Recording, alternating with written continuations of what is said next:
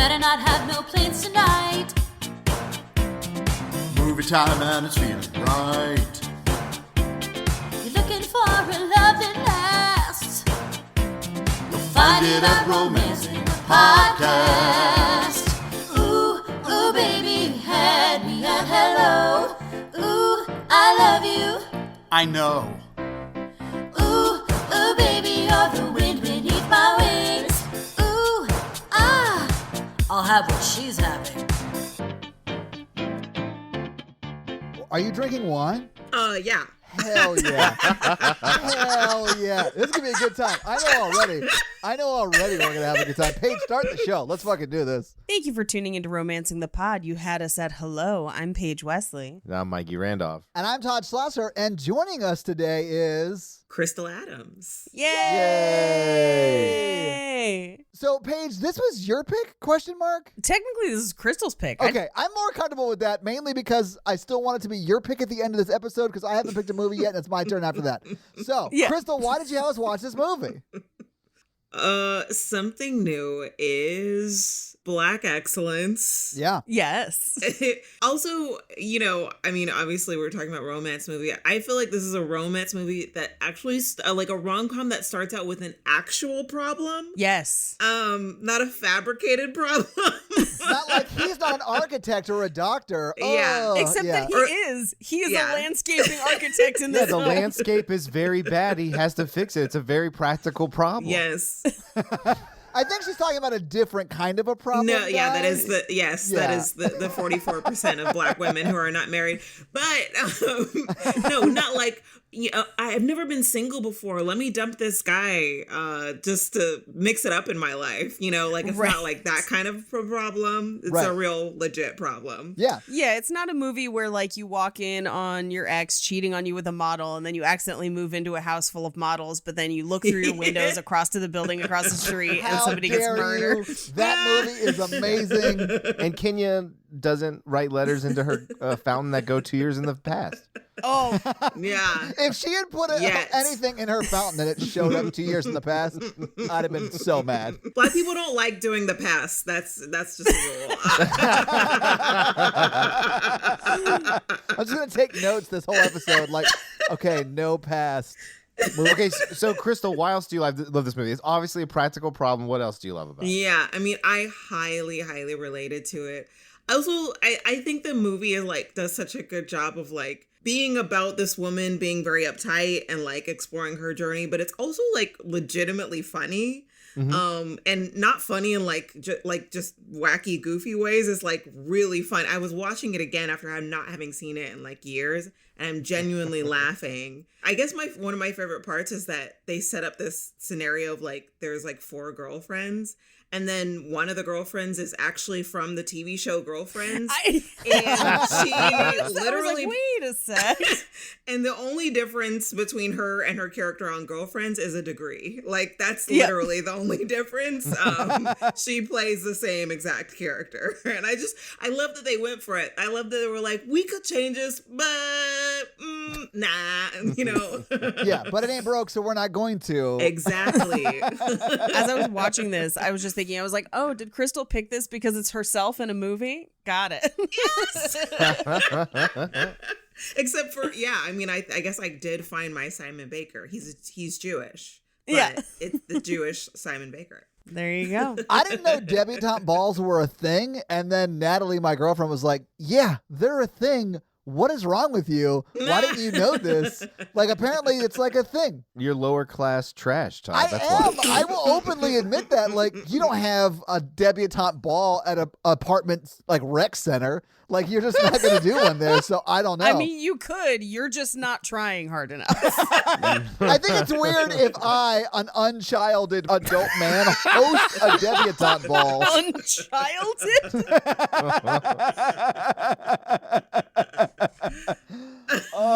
So yeah, Natalie was like, yeah, you're an idiot. I was like, well, we live together, so who's the idiot now? So I've never seen the movie, but I watched it today and I really liked it. Yay. One, I feel like this guy's game was pretty on par with my game, which is just compliment a lot and be overly nice.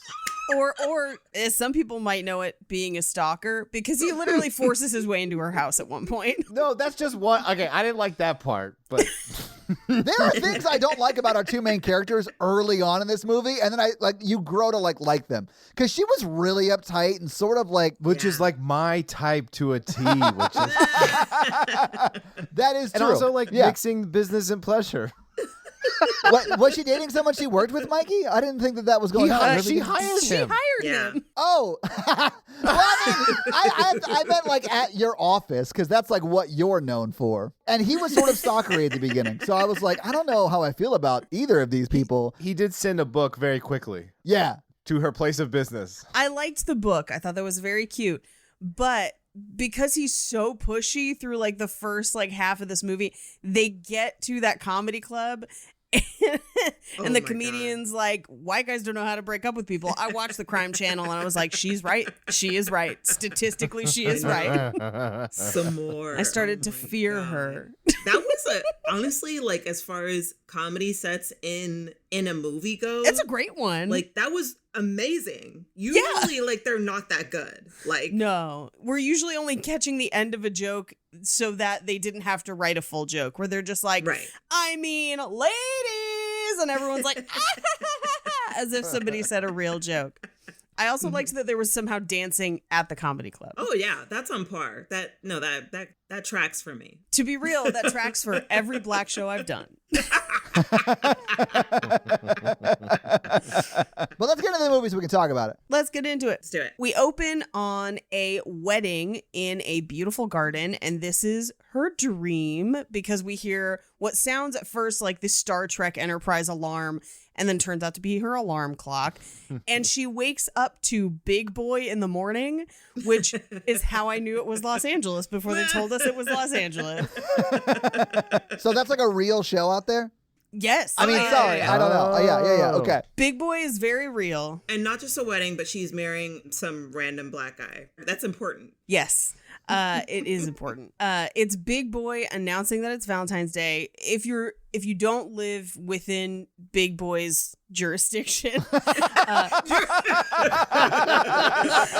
got like giant billboards and he does these like huge giveaways, and he's been on the radio for, I don't know, conservatively like 180 years, and Yeah. he is So like he's a big old boy. he's a big old boy. Well, actually, he used to be bigger, but yeah, that's Yeah. another story. Yeah, I think that's why he got his name Big Boy, but then he was so Yeah. famous that you can't change it. You got to keep it. But he gets all the like fancy interviews and stuff, and he's like the morning dude. Mhm. So it's Valentine's Day, and she looks out her window into her yard, which I think it's supposed to be her yard in the dream. But then she looks out her window, and it is gross.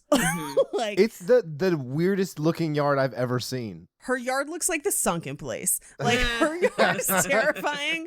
It's the upside down from Stranger Things. Yeah. People have been murdered and buried in this yard. There's just like a random, I guess, hot tub full of branches. Like, it's the worst. And there are like brambles, like it's tumbleweed city in her backyard for no reason. Oh, I thought it was a grave. A raised grave. Yeah, she has a mausoleum in her backyard. It's not a big deal. Don't worry about it. Yeah. It looked like the forest was reclaiming the hot tub. Where it was just like pulling it, like Jumanji had happened and then stopped halfway through taking of the hot tub. It just doesn't match with the rest of the house, which is immaculate. Yes. Yes. Well, we do sort of get that she just moved in very recently, so that sort of Right. made sense, I guess, Yeah, because but so the sellers like painted everything, did everything, get it ready for selling, except the backyard looks Yeah. like it's haunted. they were like, hey, we'll fix it in the house, but the backyard is as is. Fuck you, we're not fixing it. Bye! Yeah. Yes. Also, don't go out there. Yeah. Grandma's buried there. Which also, I hate to do this, but the yard is a metaphor for, you know what? Pussy, her pussy. That's what it's a metaphor for. It's overgrown because it ain't seen no action. Oh, this makes way more sense now. Hey, Kristal, will you do me a favor? Yeah. Mikey really hates saying the word pussy, so if you can help me in getting him to say that, I would greatly appreciate it. I've been trying to get him to say it for like 2 episodes. I only say it in the heat of the moment with someone I'm being intimate with, texting or physical. In an overgrown hot tub. When I'm in her backyard, cleaning up her garden.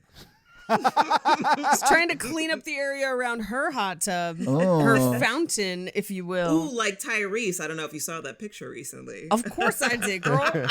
Over the radio, we hear that Big Boy has 4 dates lined up, which honestly, I believe it. And then we get a peek of her Google Calendar, early Google Calendar, by the way, because this is 2006.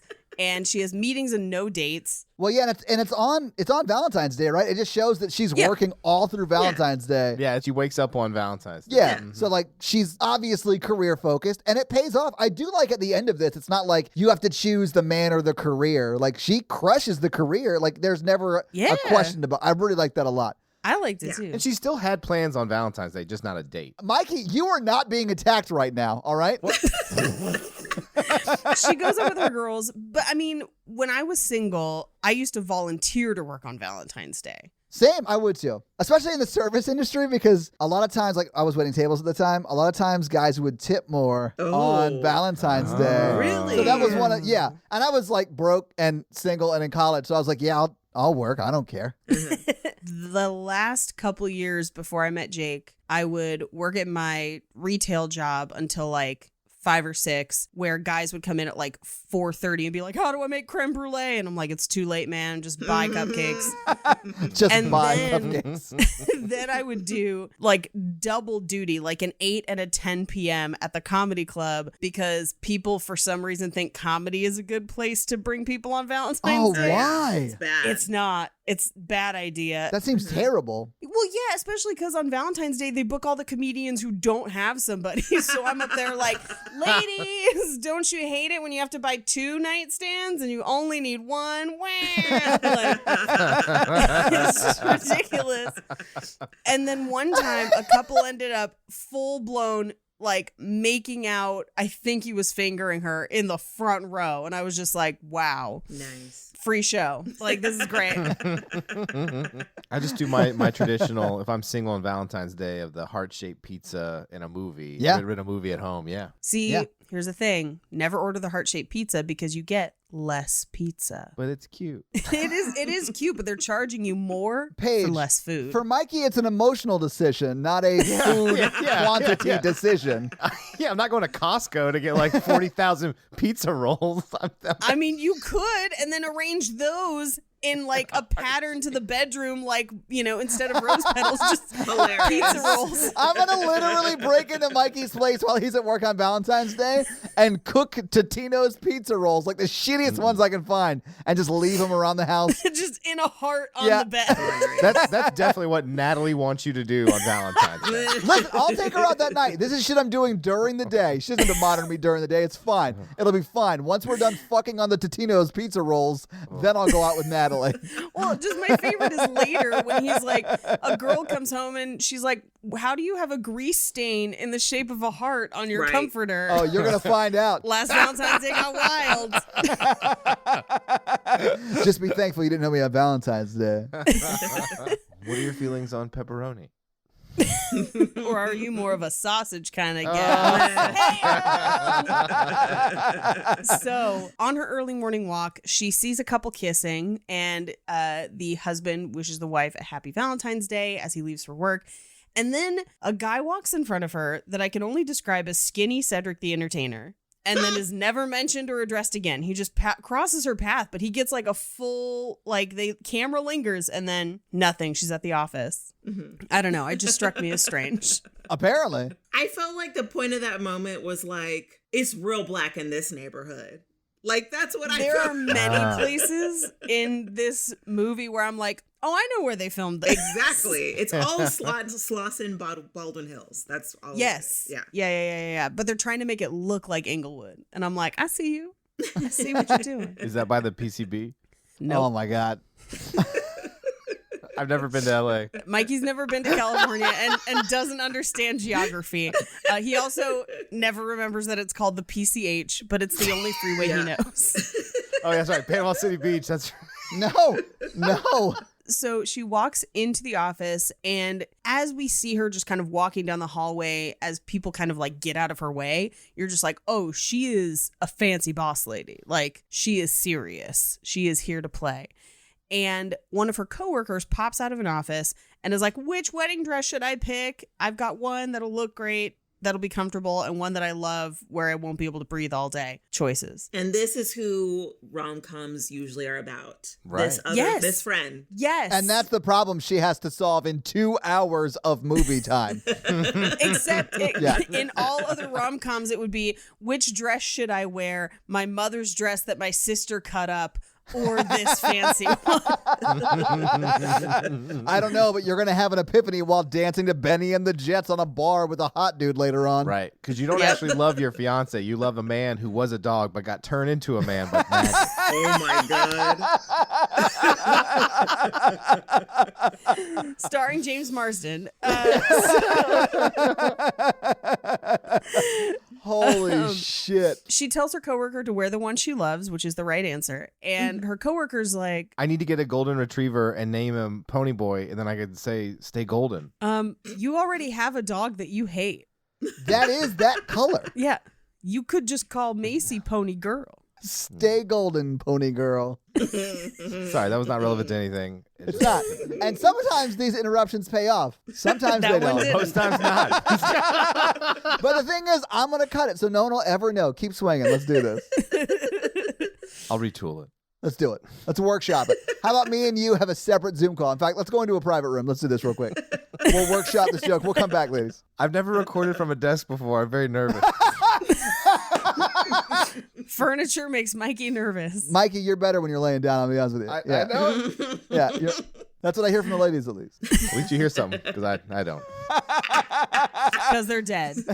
Reference the true crime joke from before. Because I buried them in the backyard where that woman moved into Kenya. That's why he bought that backyard. It's a giant ass backyard. Holy shit, what if it turned into like some true crime doc when he started like fixing the backyard? They discovered a shitload of bodies back there. Or she's like, what is this giant ditch for? And he's like, you'll see. Anyway, so her coworker then is like, hey, we've got to get you married. Who do I know for you? And she actually says, Brian, tall, hot architect, he's perfect for you. And And he's one of those things. He's tall. I don't even think he's that tall. I mean, I'm like 5'9". He's tall to me, baby. I think it's apple boxes and hopes. Kenya says that she doesn't do blind dates. And she does give a list of other things that she doesn't do. I think one of them was tomatoes. Some people don't like tomatoes. My dad is one of them. I don't like tomatoes. Love tomato sauce. I'm an enigma. It's because of the texture of the inside of the tomato. I am a there very you go. big texture person. Yeah. It's Yep. got to feel right, Mikey. You know what I'm saying? It's got to feel right. I like mango flavored things. I don't like actual mangoes. What fruits do you ladies not like, but you... I feel like we're like speed dating. We cut to, she walks into a meeting. This is Jack Pino, and he's going to be a big account for her accounting firm. And he asks, he's like, oh, should we wait for the rest of the people to come to this meeting? And she's like, no. I am the rest of the people. I am this meeting. Yeah. It's just us. HNIC. That's right. Some of those words I can say. So I felt really bad for her in every interaction she has with this dude. Yeah. Because he treats her like shit. Yep. And I'll be completely honest with you, I would probably not have noticed that until I had African-American lady as my boss and coworker, and we would talk about shit like this all the time. He needs to Pinot Grigio go. Nailed it. Mikey, loved it. I love that Nailed you workshopped that. But yeah, like I had no idea that that was like a thing. And it totally is a thing. One time I got an email from corporate that we had a customer complaint about one of my like floor leads who was black, and the customer was like, that street one. And I was like, oh no. And they're like, we need you to call this customer and apologize. I was like, the hell I will. And I called that customer. I was like, did you just refer to a professional as a street person? And they were like, and hung up. And then they didn't report me. That they said it out loud. This wasn't written. It was written, and then I called okay. them and was like, I'm sorry, did you write an email where you wrote this? And Oh they my were like, god, that "That's- sounds terrible. I'm really surprised that they said street because Yeah. I mean, when I worked at Starbucks, the surveys would come back and it would just say the black one. So I was like, I'm surprised that they felt the need to code it like that. I have no idea why they did. And what was really funny is like sometimes when those emails and stuff would come up, because he was a floor lead, he had access to the email. So like he saw it and he was like, hey, do we need to talk about the customer thing? And I was like, no, because you're fine and they're terrible. I'm not going to sit you down and be like, try to be less black. No, like, I refuse. Stupid. I feel like that probably is not HR friendly if you did that. No. And I'm sure they would have wanted me to word it differently, but I was just like, I'm not even dignifying this. Yeah. Oh, wait, does he know all the words to the Regulator song? Because maybe that's why. Maybe. No. I learned all of those words when I was in like 8th grade, so that does not count. Because I still don't. I know like 5 of them. Honestly, though, Kristal, can I be honest with you? Everyone I know that knows all of that song is white. It's not a fact I'm proud of. It is a fact, though. And you can't fight the facts. Any song that samples from the movie Young Guns is just, I'm there. Which you don't know what I'm talking about, but the Emilio Estevez is who. It's fine, whatever. Todd has no idea what I'm talking I'm about. fighting so hard not to start singing it. That's why I'm silent right now. Wow. Yeah. If you smoke like I smoke, then you high like every day. I gotta stop. I do know that Yeah. part. Of course, everyone knows the hook, baby. Come on. Anyway, we cut away from the worst meeting ever with a total jerk Yeah. to Galentine's Day, where she and her girls are all hanging, drinking. Okay, what was the drink that they ordered? Because it looked really good, and I, no judgment. Priorities. Yeah. I don't have it in my notes, Mikey. I don't know. That's not one of your fun facts? What drink Yeah, were they Paige. drinking that one night they filmed this back in probably 2005? I'm going to guess Cosmos. I don't know. So this scene with them at the table is where we get the introduction of kind of what I would call like the thesis statement of this movie, where they're talking about how 42.4% of black women have never been married, and the odds are against us. Not us, me, but us, them, and Me. you. Yes. Although I am getting married. I So know. Congratulations. Congrats. Thank you. Nice. Thank you. You beat the odds. Because of them, we can. Yes. They walked through that scary backyard so we could run to the Yes. altar. And they do mention that it tends to affect educated professionals more, which, to be honest, is also just a thing across the board with educated professional women have a harder time in general, and then black women have a disproportionately harder time as well. Have you ladies just tried to like not be so smart? No, I Does it- refuse. Well, you have to combine that with not jailing all the black men that are eligible. So, Well, yeah. Yeah. I wasn't referring to just straight up systemic racism, but if we can go there if you want, because that is a huge problem. I mean, I used to just stand out in courtyards and yell out equations, but it just was not working. Me plus you equals us. So they all talk about, first of all, being tired of being alone, but not wanting to lower their standards because, ladies, you deserve it. You deserve a man who loves you and takes care of you and is nice to you and, fits you and your lifestyle. But when we get to Kenya's list, it is very long and very detailed and impossible to meet all of those standards. I would say you can have generalized standards, and then it can go overboard. A little bit.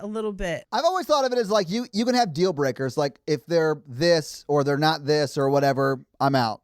But then you have other things that you're like, it would be great if they were also this. And those are the ones that are like more flexible, if that makes sense. Right, because you could have things like, I want someone that lives relatively close to me. Yeah, they have to be geographically desirable. I get that. General, Absolutely. But then when you get down to like must be 6'2" and have a magic amulet and 14 toes, I'm very specific about this. That's when it gets tricky. And they have to have the shoulders and wang of Kurt Russell. Just those two body parts in a bag for later. Oh, I dug these up from your garden. It's the murder garden. They basically get to a point where they're like, we all need to kind of let go and let it flow and be more open to, quote, our universal abundance. And that becomes kind of a repeated refrain through the movie is let go, let flow, let happiness happen to you, which is great. We cut to, she gets home and there's a message on her answering machine, which is a very old sentence. And it's from her ex, Rashid. And the message starts out as if he's like calling her on Valentine's Day, like it's a booty call. He like you up? He's like, yeah, I've been thinking about you a lot. I'm getting married. I'm just like, oh no. Yeah. What a mean phone call. Why did you do this? Oh, it's Valentine's Day. Let me call that woman who broke up with me to tell her I'm getting married because I'm sure she's wallowing in loneliness tonight. Yep. That is Todd levels of petty. Yeah. That was the only part of the movie that really took me out because I was like, everything that they've set up so far, I feel like is plausible. This is the only one I'm like, no, like, I mean, and not that people can't be that mean, but I was just like, all of those things happening to her on one day. No, I don't think so. It's She's a bit thinking to much. herself, oh, that's why we broke up. This dude was an asshole. But she does get a phone call from her dad. Which at the time, because I forgot what the dad looked like, I was like, is that my dad? Like, he literally... Your father, It the sounds bodybuilder? like my dad, and my dad is always calling me on Valentine's Day, like all the years that I was single, including now, and making sure that I knew I was loved. It's very Oh, sweet. that's so That sweet. is super I know, sweet. which Yeah. is why we were both single for so long. My dad used to send flowers to my sister and I on Valentine's Day. Yeah, my dad, yeah. Especially if he was going to be like out of town or something on Valentine's Day. Yeah. That's super Yeah. sweet. My dad didn't do shit for me on Valentine's Day. He's a How great about dad. now, though? He stopped talking to me in 2017 when he died. Yeah. Uh-huh. Did you kill him because he didn't send you Valentine's? The cops couldn't prove a thing, Mikey. I was in San Diego at the time or whatever. So we cut to the next day or an indeterminate day in the future. It seems like the next day. It's probably a week or so later. 7 years. 7 years. She's writing letters to the past. Mike Epps is trying to stick his dick in the mailbox. No, but he is probably trying to stick it in that chafing dish, and that's dangerous. That's what they call it, the chafing dish. You got to watch out. Yeah. We cut to a Starbucks where she gets whistled at, like kind of catcalled on her way into the Starbucks. Not just any Starbucks. Yes, that's true. Not just any Starbucks, because it does come up when she talks to the Yes. employee. It is a formerly Magic Johnson Starbucks, and Yep. it was the Black Hangout. Like Mm-hmm. the Black. I've been to that Starbucks, and I feel like everything that happened to her at that Starbucks, besides meeting the love of my life, happened also to me. So you were catcalled at that Starbucks is what you're saying. Yeah. okay. Like the looks, like yeah. Mm-hmm. Crystal, don't sell yourself short. You get catcalled at any Starbucks. Yeah. I for sure don't. He doesn't own that Starbucks anymore. I think he like released his chain of things like that. But yeah, it used to be Magic Johnson Starbucks, and yeah. Yep. That's wild. Yeah. So she runs into someone she knows, Dr. Brockton, and she looks through kind of his group of friends, and they're clearly trying to like get her to sit with them and hang out. My favorite is it like cycles through a list of deal breakers. And the first one is what I just have in my notes as roaring nipples, where like a guy's nips are just sticking out through his bike shirt. Maybe it was a cold breeze. You don't know. And we just get a roaring sound effect behind it. But then one guy's got like an extra long pinky nail. Another one's married. Do you know why he had an extra long pinky nail? It could be cocaine, or some people just roll that way. Yeah, I clocked it as cocaine, but that's largely because the crews I used to roll with when I was on the road. But yeah, anyone who had a long pinky nail was also super into cocaine. Yeah, could also be classical guitarist. Have you ever run into that one? Actually, that was the excuse a lot of them gave. Yeah, I got to pluck with my fingernails. Then why is the only one that's long the one that has cocaine on it? Where are your calluses? In my nostrils. But they warn her about going on internet blind dates because those dudes are creepy stalkers. And I mean, Well, and this was back then where it was new. she's about to meet a stalker. Yeah. It's true. It was very new at the Mikey, time. you're not Yes. being attacked. Well, I'm just saying most people meet on apps now. He's never being attacked. He's always sneaking up behind them. He's the attacker. Oh my God.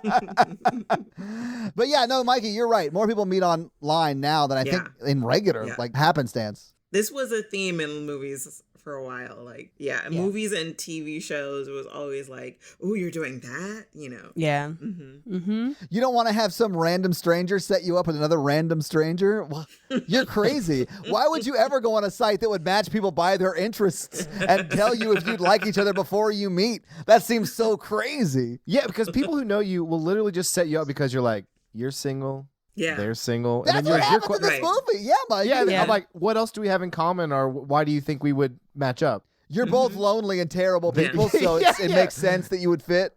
I think you're both at a desperate level of like really matching up here. And we're getting really, really annoyed of having to tell people we have tables for 3 instead of just 4. So That one hurts, Paige. I was single for a long ass time. A Yeah, lot of people tried to same. set me up with people. Nobody did with me. So It happened a few times, but it was always like at a group thing where I didn't know it was going to happen, where they were like, come hang out. And you'd be like, okay. And then you'd get there and they'd be like, here's our friend. And you're like, fuck. Yeah. I just start asking. I'm like, look, do you really want your good friend to see my penis? Because this is where this will lead, and this could be weird for everyone. Oh, see, mine was the opposite. It's like, oh, you thought your friend who's just staring into the middle distance with mismatched shoes and like a whole host of things wrong with them. You thought this was a good idea. This is very specific. There's one person you're thinking of right now, isn't there? No, I get what she's talking about, because a lot of people match me up because like they're like, oh, she wants kids too, and then it's like, Kristal, you said ugh because normally that's the way you should react when someone on the first date asks, how soon do you want to have kids? But that's like a thing Mikey does on first dates. that's like, not true. He That would is be not like, true. what are you doing tonight?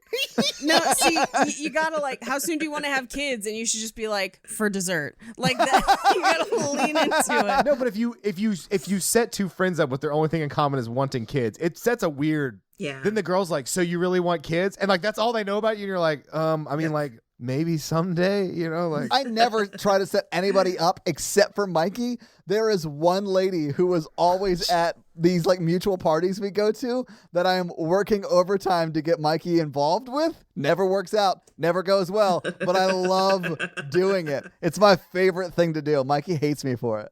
No, I got really close, I think, that one time. Nice, Mikey. When I made that joke from outside and then she laughed at it inside. Yeah. That's so funny. Yeah. I think it's very funny that like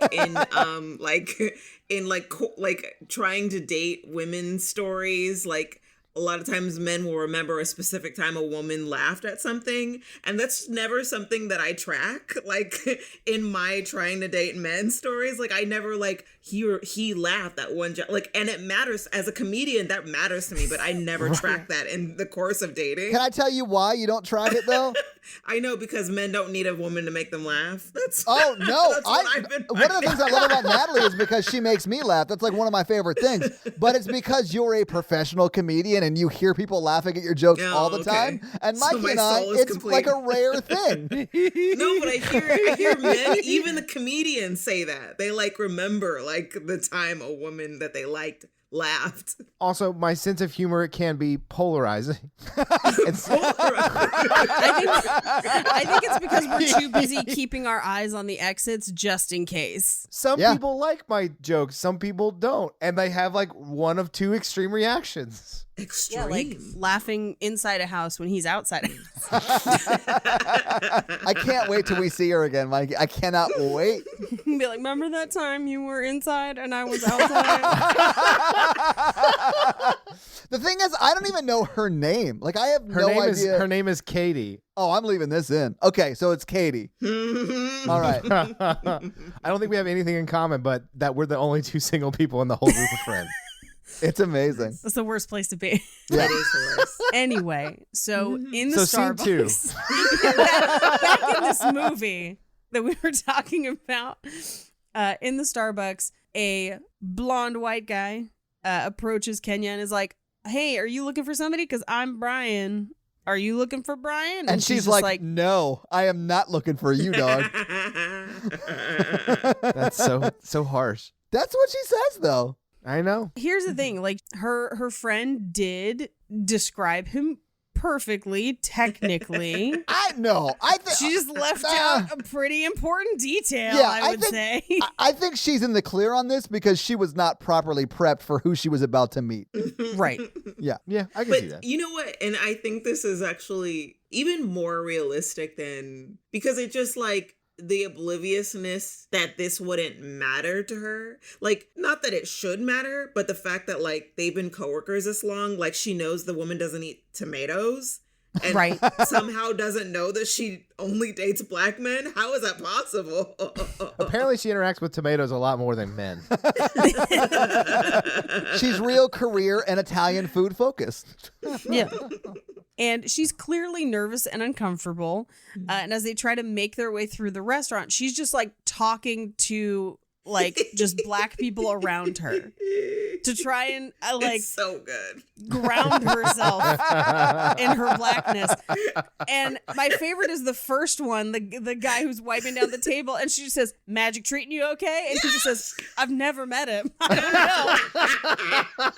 But if you don't know that that's the Magic Johnson Starbucks, Which I didn't. that joke goes completely It did. over your head. I was like, what? I had no idea what she was Yeah. talking about. yeah. I thought he might have been like a magician that she knew, and he would come back later in a scene that would turn page on when he was like, "Is this your card?" or something like that. But no, it turns out it's Magic Johnson's It's Magic Starbucks. Johnson. Yeah, Is this Starbucks beyond the wall of the north?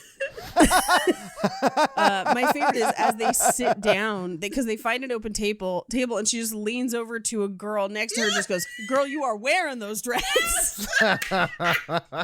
and she's like, "Yeah, I am wearing these dreads." Yes, stranger. I do like that whenever she does this, every attempt goes poorly. Yes. Yeah. Yes. Yeah. Everyone's like, "Why are you talking to me?" I love this so much.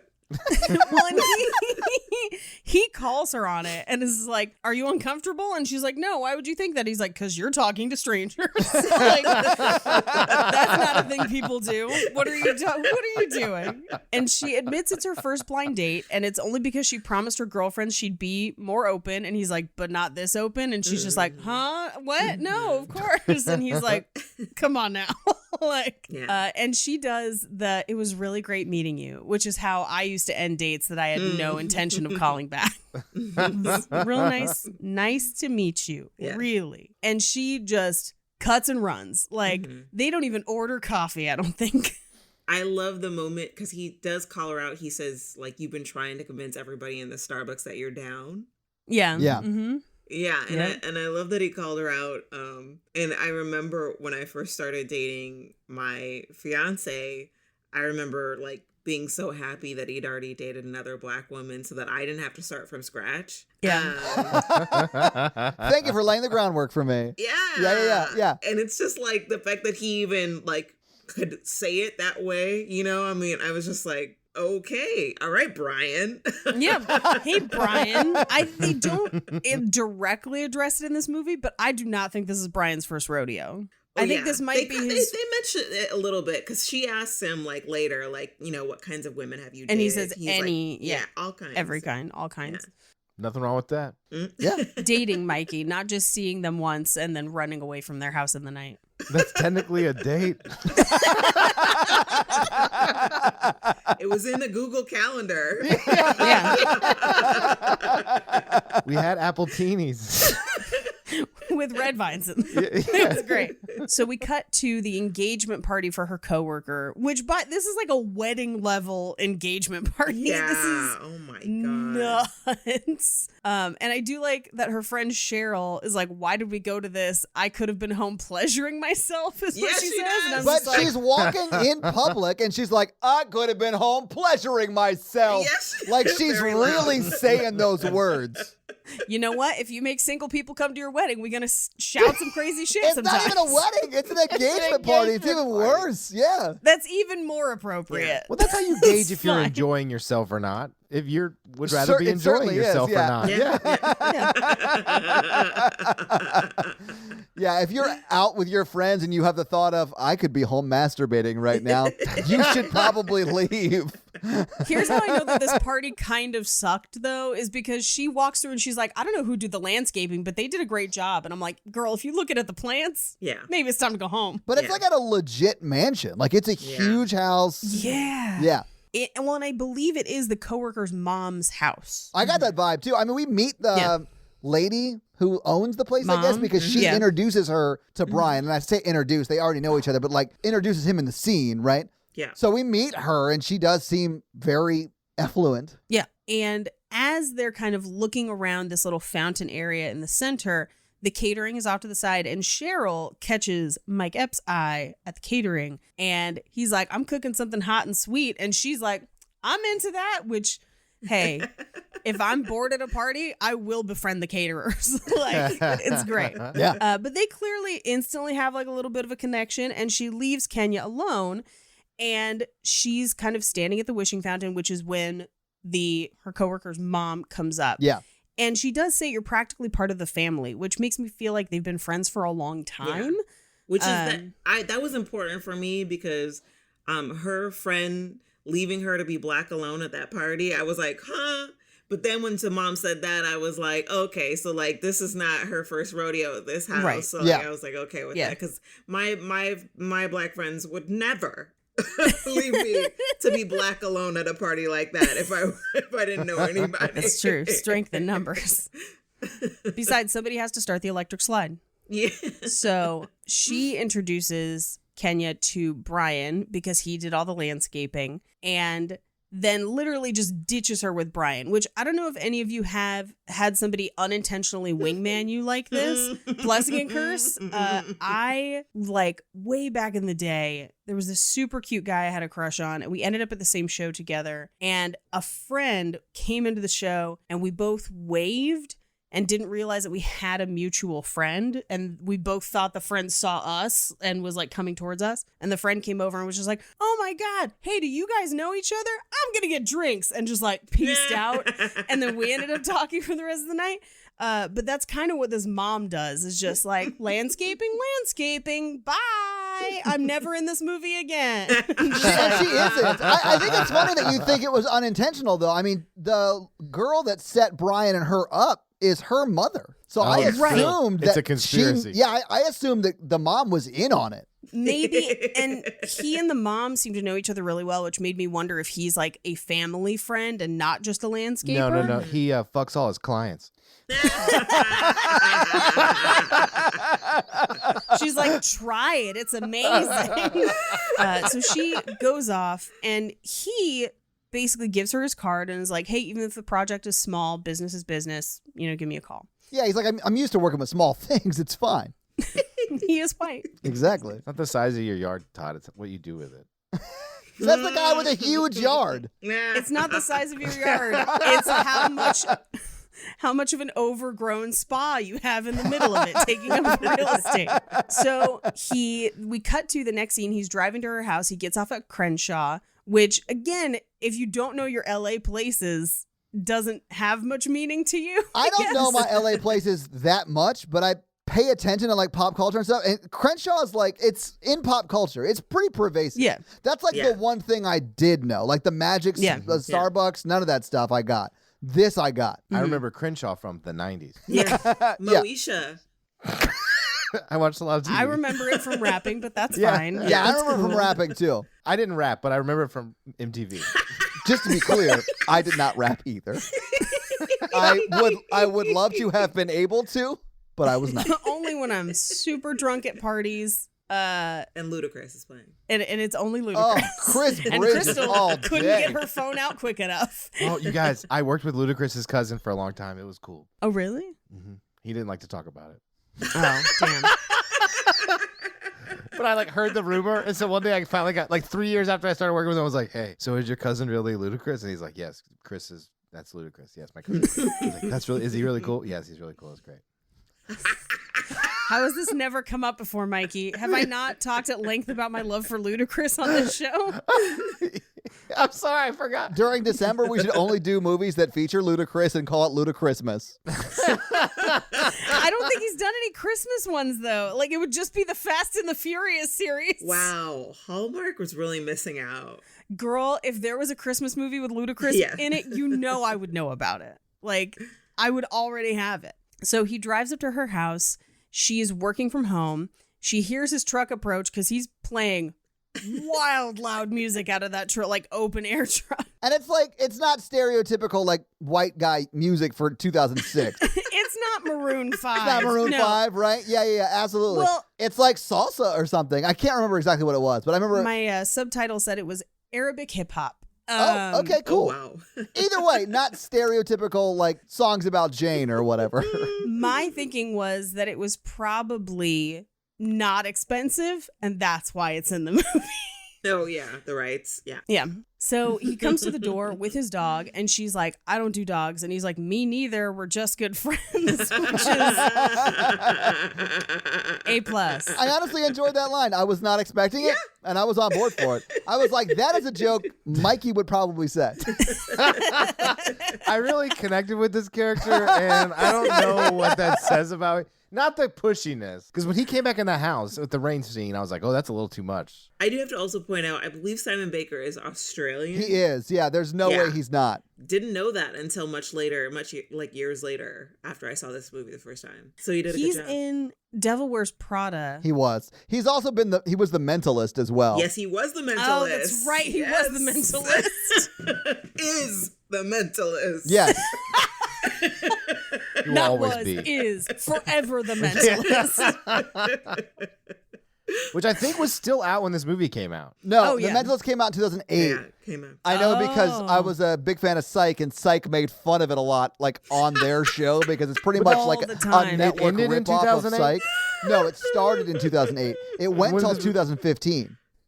So it was out. Oh, no, this was right before that. This is 2006. Yeah. Although here's the thing. I also love Psych. Mainly for Dule Hill throwing shade. I fucking through love every Dule Hill episode of so Psych. much. Yeah. And Professional tap dancer. Yeah. yeah, Dude's he is a professional tap amazing. dancer. Yep. Anyway. He was also one of the most fun parts of She's All That. He's And the he's West the Wing. one friend who's not a dick, who's dating Lil Kim, that we just like, the movie doesn't talk about it all that Oh, much. yeah. Yeah, that's right. Funny. So she won't let the dog in the house, so the dog waits in the truck, and they go around back into the garden, and he kind of just walks her backyard and is like, if I come back alive, I will landscape this for you. And he kind of throws out some ideas like a fountain. He's going to do like flagstone, which, by the way, the redo he does on her yard is like 40 grand. Oh, yeah. Oh, it's- yeah, he upsells the shit out of her. Well, he doesn't charge her, Well- which is even crazier. He's currently experiencing homelessness. Like, he has to make this relationship work because he tanked his business to, like, make this relationship work. Well, and she does make fun of him for it later, but like realistically, that's like a 40 grand yard. That's Like, why it's when they so broke up in the nuts. middle of the movie, he had to call his ex-girlfriend. And be like, can I stay with you? Yeah. The car is so cold. I think you mean ex-client. Oh, Yeah. yeah. You should have seen her backyard. You know what I'm saying? Nah. But he wants to take her to another basically garden that he set up. And he's like, I'll take you. It's Los Feliz. It's not that far. And I was like, what? And traffic time? What's wrong with you? Like an hour and a half one way. That's his plan, though. I do love that he sets that up, and then they don't go. They go to, like, this community No. garden, and then they go home. I think that was his plan the whole time. Because if you think through it, if he landscaped someone else's house, do you think they're going to let him just like, excuse me, and just taking somebody through here? Like, I think that was a ruse. He did if he had the key because he was sleeping with them. He's setting up franchises, right, Mikey? I don't know what that means. I know, and it's the best. It's my favorite. We made fun of Mikey on a cult podcast episode that came out. Monday. No, well, it would have been 2.5 weeks ago by the time this airs. Yeah. Oh, I thought you were just telling Kristal. Sorry. Oh, yeah. But yeah, we made fun of Mikey, and Mikey never listens to anything, even when we send him, files to listen to before we release episodes. And so now we've just learned that we can make fun of Mikey, and he'll never hear it. Yeah. That's So- hilarious. Oh boy. So I have to listen to that episode, I guess. So they make a quick stop at the community garden to drop off flowers. And this is the first time we hear Penelope, his ex, mentioned. Yeah. But Maria, the woman accepting the flowers, is like, oh, but this new one is cute. And then she walks into a spider web and has the exact same reaction I would. Girl, yes.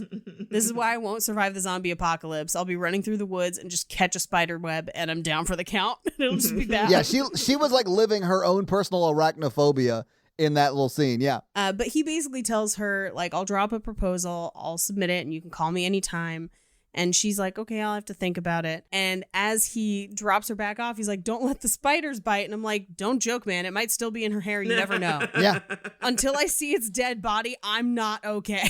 Like, I think he was worried about that because he later on in this movie, like a few scenes later, is like, hey, maybe you should get rid of that hair. the spider's still in it. I mean, oof. So we cut to her office, and they've given her an assistant for the Pinot account, and it is a young, clean-cut white man. And I think it's on purpose I think so. to try and make that client comfortable, which is very frustrating. And, I feel like they're trying not to undermine her, but not succeeding. It's offensive a little bit. So I got the impression that was just like who they had. Like that's sort of her assistant. Like she's talking about he's just an how assistant. he gets her coffee. Like, I mean, Yeah. I understand that he may be like training to one day do the job that she does now, but he's learning. Like he's new in the job. I mean, I could go either way on that. It didn't seem like super targeted. I mean, the thing in general that's like, she works in an organization that is like just very white, period. Right. And the industry she's in is also like, I believe, heavily male. Yeah. So, I mean, that as a choice, like, seemed like it was probably bound to happen at some point. Yeah. But I think the best thing about the way this movie handles it is that every time she refers to work, she calls it the plantation, which is amazing. I started putting it that way in my notes. But I feel like this is something that people do sometimes to try and make an unreasonable customer comfortable, and always rubs me the wrong way. Here's the thing. It's not that assistant guy's fault. He just got assigned. But I feel like it was to try and make that guy comfortable, and it doesn't. I'm with Kristal. I think it's either way because I know she mentions the assistant guy in the first meeting with that guy. I'm like, we'll bring on some like low level crap guy later. And I Right. just thought this guy fit that picture. But as they're getting prepped for the account, something gets delivered to the office, and it's a copy of Charlotte's Web where he's crossed out the name Charlotte and written Kenya's Web, which is sweet until you realize that he had to track down where she worked. Right? But he's friends with the woman that Yeah. He should have just left it in her mailbox. I just was more surprised that she actually read it. I was like, we know You haven't read we know Charlotte's Web? Charlotte. Yeah, I was like, Also, he signs his name like a 4-year-old. It was like Brian with a giant smiley face. Also, as if he wrote Charlotte's Web. Like he was taking credit for it. I was like, I liked it. I think it's cute. If somebody did it to me, I would be like, oh, and definitely forget that they tracked down where I worked. But no, again, he's friends with the girl who said That's true. The other Yeah. girl who's there. It's not like he followed her to work and then, We would have heard him with that loud ass music. Yeah. So, that Arabic hip hop. yeah. It's what Jesus listens to. He had dreads, so shake him. And he was wearing those dreads. Yeah. I ain't got none. Wow. I'm planning on growing some. Well, I'll see you guys in hell. White hell, though. It's just a department store with no managers. It's Ross. I can't find my shit. size anywhere. So we cut to her house. He's working the next day and she's got the sliding glass door open and she's made them both coffees and the dog gets in and she kind of freaks out and spills the latte and then is like obsessively cleaning it to the point where I was like, maybe we need to see someone. Well, I mean, she just like, she keeps a clean house. There's nothing wrong with She's that. very type A. Yeah, I get that. And she like does give him the coffee. I think she even gives him the one she didn't spill. Like, I think this is showing that she's like warming up to him, if that makes sense. Let's go back to the fact that she has a latte maker. Yeah. Yeah. She living large. It's nice. But she does tell him, she's like, when do you think you're going to be done? Because I want to have a party out here when you're done. And this is also when we reveal that it's Saturday and she's in a full suit because she's going into the office on Saturday because she's up for partner. Yeah. As he goes back to work with the sliding glass door closed, she just watches him work that stump out of the ground. Oh my God. That stump. Okay, so while I was watching this, I was like, yeah, we get it. He works in the yard. What's going on? Why are we watching this so much? And now it makes sense. Now that I'm hearing how you guys were reacting to that, that makes a lot of sense. Okay. That stump was a metaphor, Todd, for her P word. Exactly. I'm sorry, Mikey. To what word are you referring? You know. Oh, man, so close. We're going to get it, Kristal. We're going to get him to say it once. You better say it or my next movie is 50 Shades 2. I'm down with this. Oh, no. Yeah. Whew, that's stumpy stump. Yeah. He's got to like work it out of there. It's like a whole thing. And we get close-ups of like his muscles as he does it. So hot. Isn't that weird close-up of the dog? I don't understand that part. Yeah, his fur was in slow-mo. He's just shaking around. But as she's watching, Donald Faison like slaps himself against the window with his girlfriend Stacy. My favorite running joke of this movie is every time we meet him, it's a new girlfriend. And she's always like, what happened to whatever the previous girl? And she's like, Lauren happened to Lala. Yes, whatever it yes. is. It's great. It was great. But he comes to drop off money for their mom's birthday. And he's like, you didn't tell me you were landscaping. And she's like, do I have to tell you everything I do with my yard? And he's like, I wanted that hot tub. But she introduces him to Brian. And when they come back in the house and shut the sliding glass door, that's when he's like, oh, are you skiing the slopes? Are you sneaking off to the OC? Skiing the slopes is like, I'm so sad that I didn't remember that and like use it just in everyday life for any type of like interracial dating where there was a white person involved. Like, I just want to like shout it out to people at restaurants, like eating on a patio. Oh, you skiing the slopes over there? All y'all go to Aspen? You skiing the slopes? Oh, she'll go to Aspen. She a keeper. You know what I'm saying? So she tells him that it was a blind date, and he's like, I didn't know you were desperate enough to date white guys. I'm going to find someone for you. Yeah. Because you need to make yourself more available. And then he has her ask tips from Sarah. I think, was her name Sarah? Who knows? Doesn't matter. I hate to say it doesn't matter, right, Kristal? But it sort of doesn't matter because this is the only time we see her because he replaces his girlfriend every scene. Yeah, it's Stacy, but she just says, get a good nutritionist. And then we find out that they met during a traffic cat call where he just like pulled up next to her and was just like, you fine as hell. And she was like, Ferrari. Mm-hmm. How do you know that she wasn't catcalling him, Paige? She could have been. Yeah, you don't know. Works for me. So we cut to she and Brian are at the nursery picking up stuff, and he wants her to put Mediterranean lavender in her garden, which smells amazing. And this is where we find out that he basically learned to garden from his dad, but then he was working as a copywriter in an office and hated it, took a plant into his cubicle, and then let the plants take over his cubicle. Yeah, so Little Shop of Horrors situation. Yeah. Feed me, Seymour. Has anyone seen Jim from accounting? What? No. Brian, you're fired. Your plants are killing people.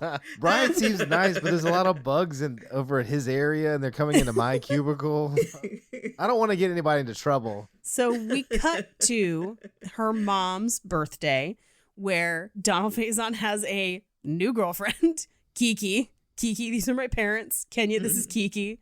What happened to Stacy? Kiki happened to Stacy.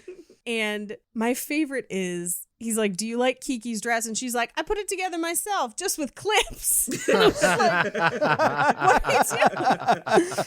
It's actually a really funny. It's like a nice detail that they did in that moment, because I'm like, you have seen that girl where it's like she made this dress and it's not great, but she loves it. And it's very proud. And if you kind of look to the side, you can kind of see the clips. Yeah. Also, the mom is Alfre Woodard. Yes. The Amazing. Alfre Woodard. And she took 5 bags to a spa weekend. Yes, she did. And this is also where we learn that her dad is the head of neurosurgery at Cedars. At which Cedars-Sinai, is yeah. That's a huge deal. I actually just talked to a neurosurgeon from Cedars-Sinai 2 weeks ago. Oh, wow. Fun fact, the neurosurgeons or the neuro department at Cedars is one of the reasons my husband survived his seizure. Awesome. Because he had been seen years ago and they had done a scan and he had never gotten the results. He had just like never gone back. And so 5 years later, he had a seizure. We ended up in a teaching neuro hospital in New Hampshire. Luck of the draw, we were 5 miles away. God was watching. And they were like, hey, we just got his medical records, and one of the only other hospitals in the country that can send like neuro records digitally is Cedars. So we have them right away and we can see what's going on. Yeah, it was wild. That's awesome. So thanks, Alfre Woodard's husband. Thank The you. surgeon I talked to was Dr. Ray Chu, and that definitely wasn't her husband in this movie. But hey, Alfre Woodard. Yeah. If you're looking for a new man. Yeah. I know it, dude. Dr. Chu. So they're kind of bragging about her being almost partner. And then we find out that Nelson, her brother, is in the legal department at 20th Century Fox. And I love that Kiki's just like, you're not a producer? Yeah. And then we find out that the Jag was a present from his parents Yeah. for graduating. But that's why we never see Kiki again. Kiki started asking the right questions. She knows too much. Yeah. He killed her. Yeah. Yeah. Don't open that Straight trunk, lady. murdered her. And my favorite is to like deflect the attention from him. He's like, Kenya's dating white boys now. That is very much a sibling thing. Yeah. A younger Totally. sibling thing. Wow, really? And she's like, hey, no, he's my landscaper. He's really nice and we're having a great time. And they're like, landscape? You're having a good time landscaping? What's happening? And then we get to watch what I can only describe as a very beautiful but seductive dance performance for her mom's birthday. I think it was Yeah. kind of awkward for a family trip. It was so uncomfortable. I wouldn't want to go there with my parents. Yeah. Yeah. And I've seen every Austin Powers movie with my dad. You guys have a weird Valentine's Day tradition. Yeah.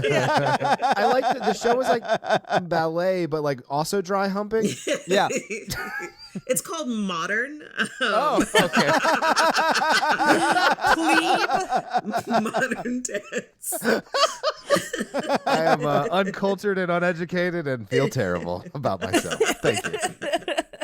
There was one point at which like Alfre Woodard kind of looked at Kenya looking, and I'm like, Yeah. no. Everybody, Oh. eyes on the stage. Eyes on the stage. No eye Nobody contact looking until at we're anybody looking. 2 miles away from the venue. Unless she was like looking over, like this is not okay. This is weird for us as a You family. guys paid for this? If I was Kenya, I probably would have looked over at my mom and dad and been like, is this what you guys get into? Are you guys this depraved? Is this what you guys want to do? You guys are gross. So we cut to her house and he's still working in her yard and it's really coming along. It looks very nice. And she actually stops to pet the dog, which is Yeah. like she's making progress toward the dog. Yeah, she's warming up. Yeah. And she basically says, I'm starving. Do you want some takeout? So they basically just kind of eat in her living room, takeout containers all over. He's like lounge. He's like laying down eating though. Yeah, he's like, paint me like one of your French girls. But my favorite is he's just like, what's with all the beige? It looks like a hotel in here. And it's like, Yeah. hey, she let you inside and bought you food.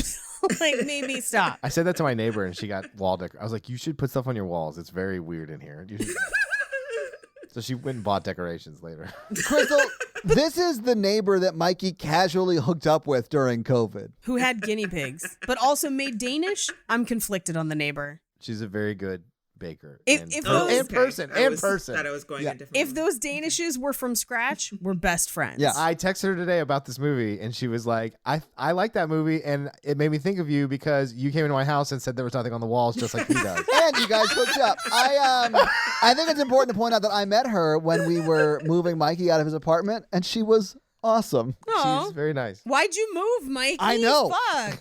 Probably because she knew where he lived at that point. And he was like, well, fuck, now I have to move. Oh, man. Has she been to your new house, Mikey? Yes. Oh, Mikey. Oh, Mikey. I was going to say I rest my case, but now my interest is piqued. I think he was resting his case somewhere.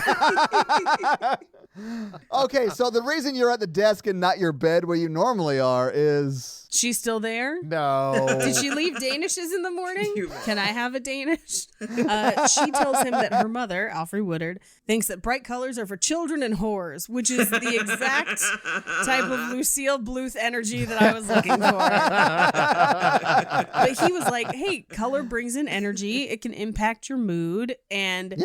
he also tells her that she doesn't take enough time off work to know who she is. That's a kind of a invasive statement. It's an invasive statement, especially when she's like, hey, yeah, I don't know if you know, but racism exists, and some of us have to work extra hard to get ahead, so... Is this where she brings up the black tax? Yes, this is the first time she brings because up she the does black bring tax. it up, which I thought was interesting. Yeah, but she also tells him that he's terrible at running his business.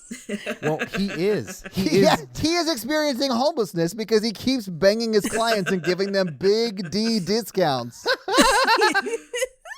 The D is for phenomenal. And he basically is like, did it never occur to you that I'm giving you special treatment? And then he follows it up with, I take it you don't do white guys, which I think is kind of a callback to, you don't do dogs. I don't either. We're just good friends.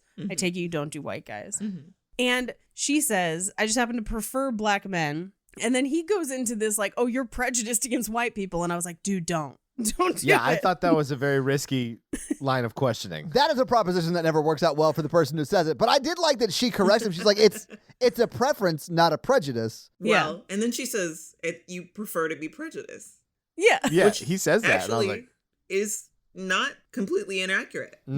Yeah. I think it's interesting that he calls her out on it. She's not the one running around saying, I only date people like this. Yeah. Like, she's just answering when asked. But I felt like it was a little presumptuous of a white dude to be like, oh, so you're choosy? Boo. I think she could have like countered with like it's not because you're white, it's because like of who you are. You know? It's not because you're white. It's because you're a fucking stalker and I don't like you. And you've been pretending to be American this whole time. He's on the run from the law in Australia, clearly. I think the whole conversation that they're having is like completely fair. I really think the thing that just feels missing is like, why does he actually like her? You know? Yeah. Yeah. Like, she's uptight, she's rude. Yeah, she's pretty, but like, what is it about her that like he can't help himself but want to be around? Yeah. Like, she's not fun.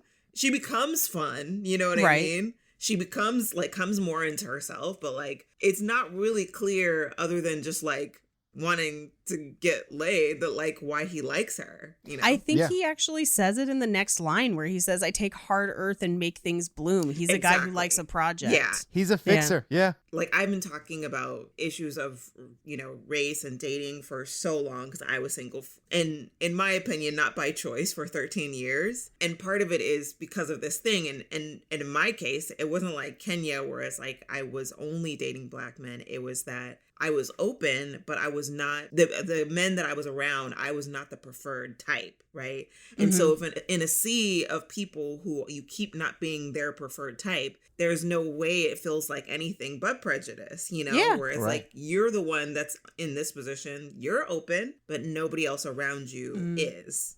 Mhm. But this is also where she asks if he's ever dated a black girl, and he says, I've dated all kinds of girls. And then she says, oh, so you're a player? And he's like, no. I just crush a lot.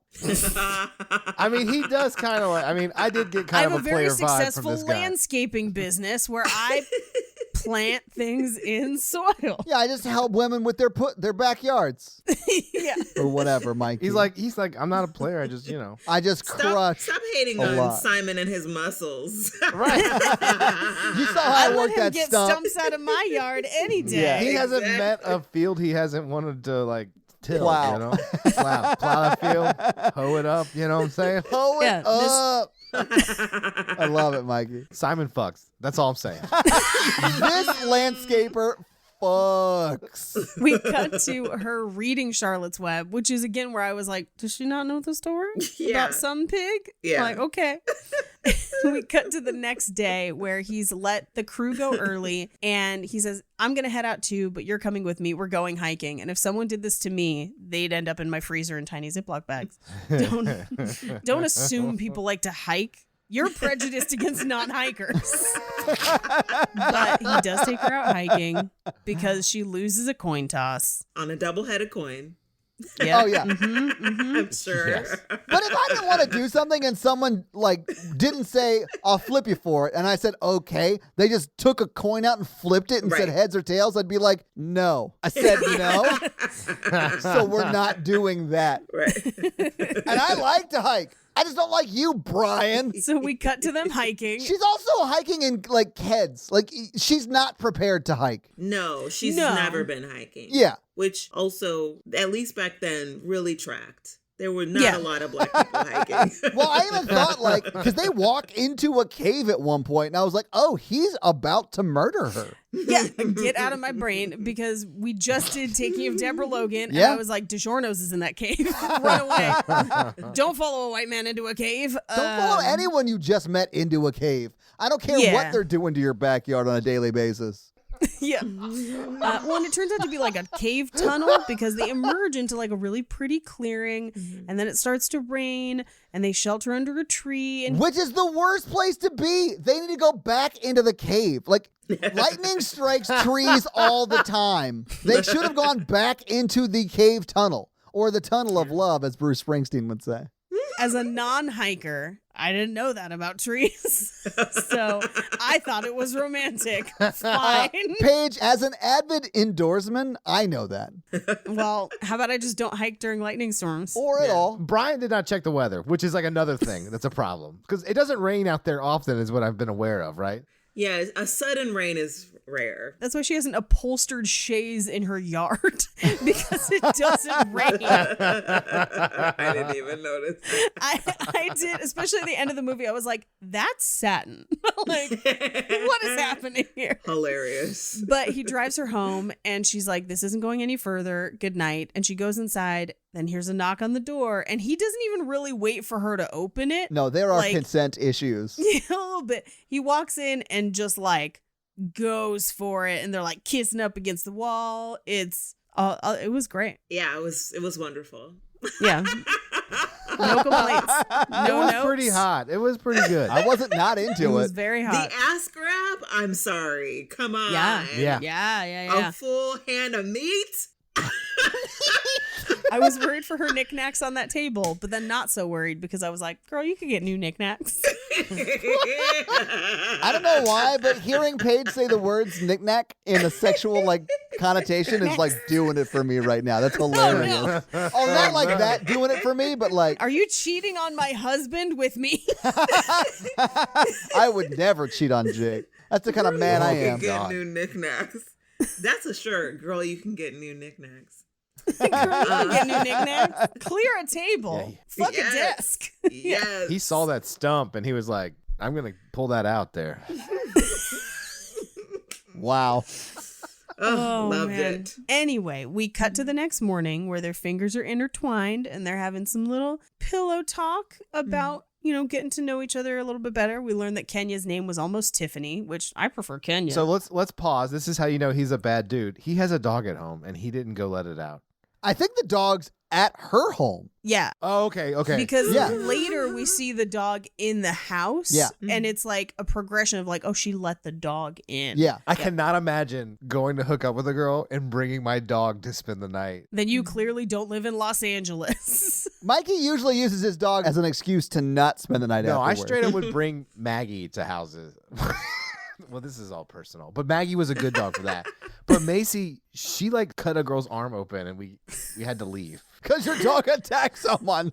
Yeah, you had to leave. I'm laughing at that, but I'm also picturing your neighbor showing up at somebody's house like, I brought the guinea pigs. Don't worry about it. She's got like a little carrying case, like a little yeah. Just other pets that I brought my snake. Once we're done doing it, can you help me clip their toenails?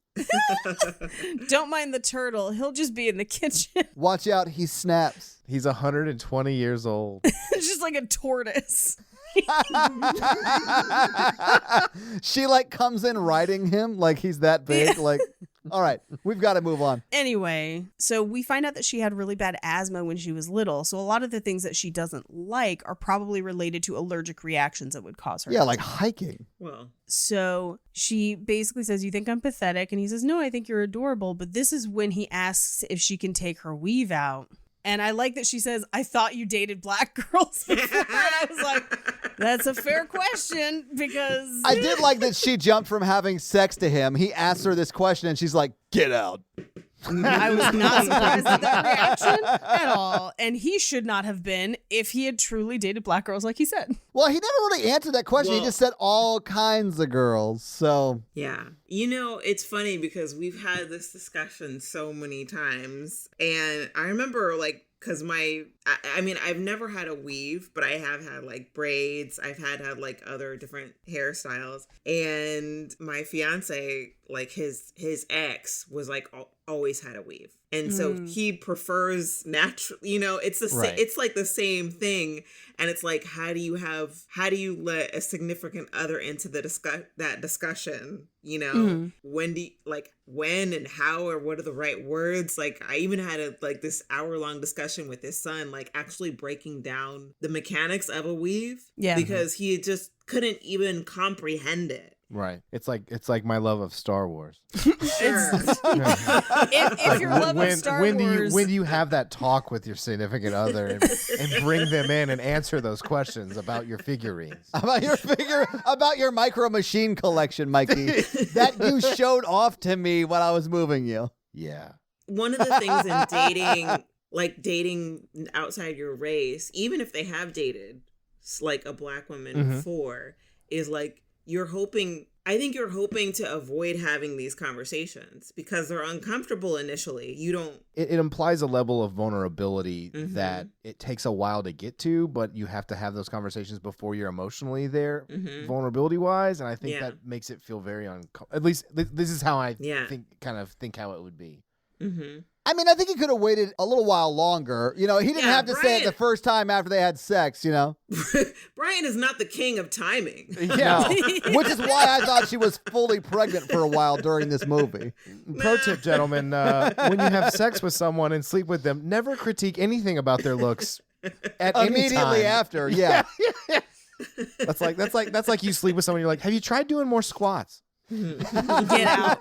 Have you thought about dyeing your hair? Like, it would be that kind of a thing. Yeah. Don't do that. But he is the level of like blunt that like I really love about my fiance, but I've always attributed to him being from another country. And I don't know what Brian's deal is. Like he's blunt has and I'm no like, excuse. I don't get why he's this blunt. Like He's not French. He can't play it off as just being French. Exactly. But the reasoning he gives her is that I was just wondering what you'd look like completely naked. And I was like, but also people's hair is their own choice. And let people's heads look like what they want it to look like. And you don't get a say. That's not how that works. Yeah. That's why my husband looks like the fucking Witcher right now. And I'm kind of into it at this point. I mean, Paige, same. I know. Yeah. Oh, man. Black women and black hair, I mean, you know, it's only been within the past year that like legislation was passed, and only in a few states where they could not tell us like right in the bylaws of a company what our hair was supposed to look like. They literally would put in like company handbooks and like tell you to your face the way your hair comes out of your head is unprofessional. Yeah. So like black hair has this huge history and there's so much taboo around it, and like, you know, people telling other people within the race to not talk about it with other people outside the race. So you even feel weird about that. Like, it's just so conflicted. But I think, honestly, like, as much as we're making fun of it and like talking about his bluntness, it's like, it's poking at all of the things that she's taken as assumptions, you know, that people are supposed to just take from her and like, she's just interpreted it as being correct. Yeah. And she has to really think about it and actually make a decision for herself rather than letting the decisions be made for her. Well, Yeah. and it's generational too, because her mom does comment on it the next time that she sees her. and not in a positive way. Yeah, no, I think like Kristal was saying, someone else is making those decisions for her. I think it's her mom. I think it's played like it's her mom. Yeah. And she's just doing whatever her mom expects her to do, which, it's sort of probably society more than her mom, because her mom's doing it for a reason as well. So it's probably society is probably the bigger picture there. But I think ultimately she does start to decide, oh, I'm going to do what I want to do, not what society, my mom want me to do. And Brian, I think, sort of helps her wake up to that, although I think she leans into it even after he's out of the picture. So I do think I did buy that that's where she wanted to go with it too. We cut to her talking to her friends and telling them that she slept with Brian, and they're like, okay, but can he bone? And she's just like, yes.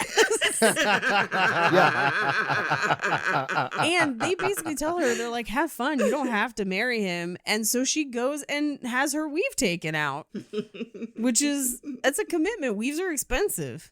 So we cut back to the house where he's picking up his stuff, and we reveal that she's now wearing her hair shorter and natural. Yeah. And he tells her she's gorgeous, and she unfires him. I liked the tool bag drop, just like boom. Yes. And then So he paints her toenails. It's very cute. And kisses up her leg and then up the rest of her. Yep. He knows what he's doing. And then he was like, have you tried a different nail color for next time? Have you tried removing your toes? I like it better with no toes. I'd like to see your feet completely naked. No. Oh, Jesus. I don't know why that was naked in my brain, but then we get kind of a cute montage of her driving in his car. She's starting to like the dog. They're kissing in the grass. They're painting her room this beautiful green. The dog is now allowed inside the house. And we do get a little snippet of a conversation about white people and their dogs, which is great. And she tastes his cooking. And then we cut to the comedy show, which I agree, Kristal. This is the best like stand-up comedy I've seen in a movie in a long time. Because fake movie stand-up is terrible.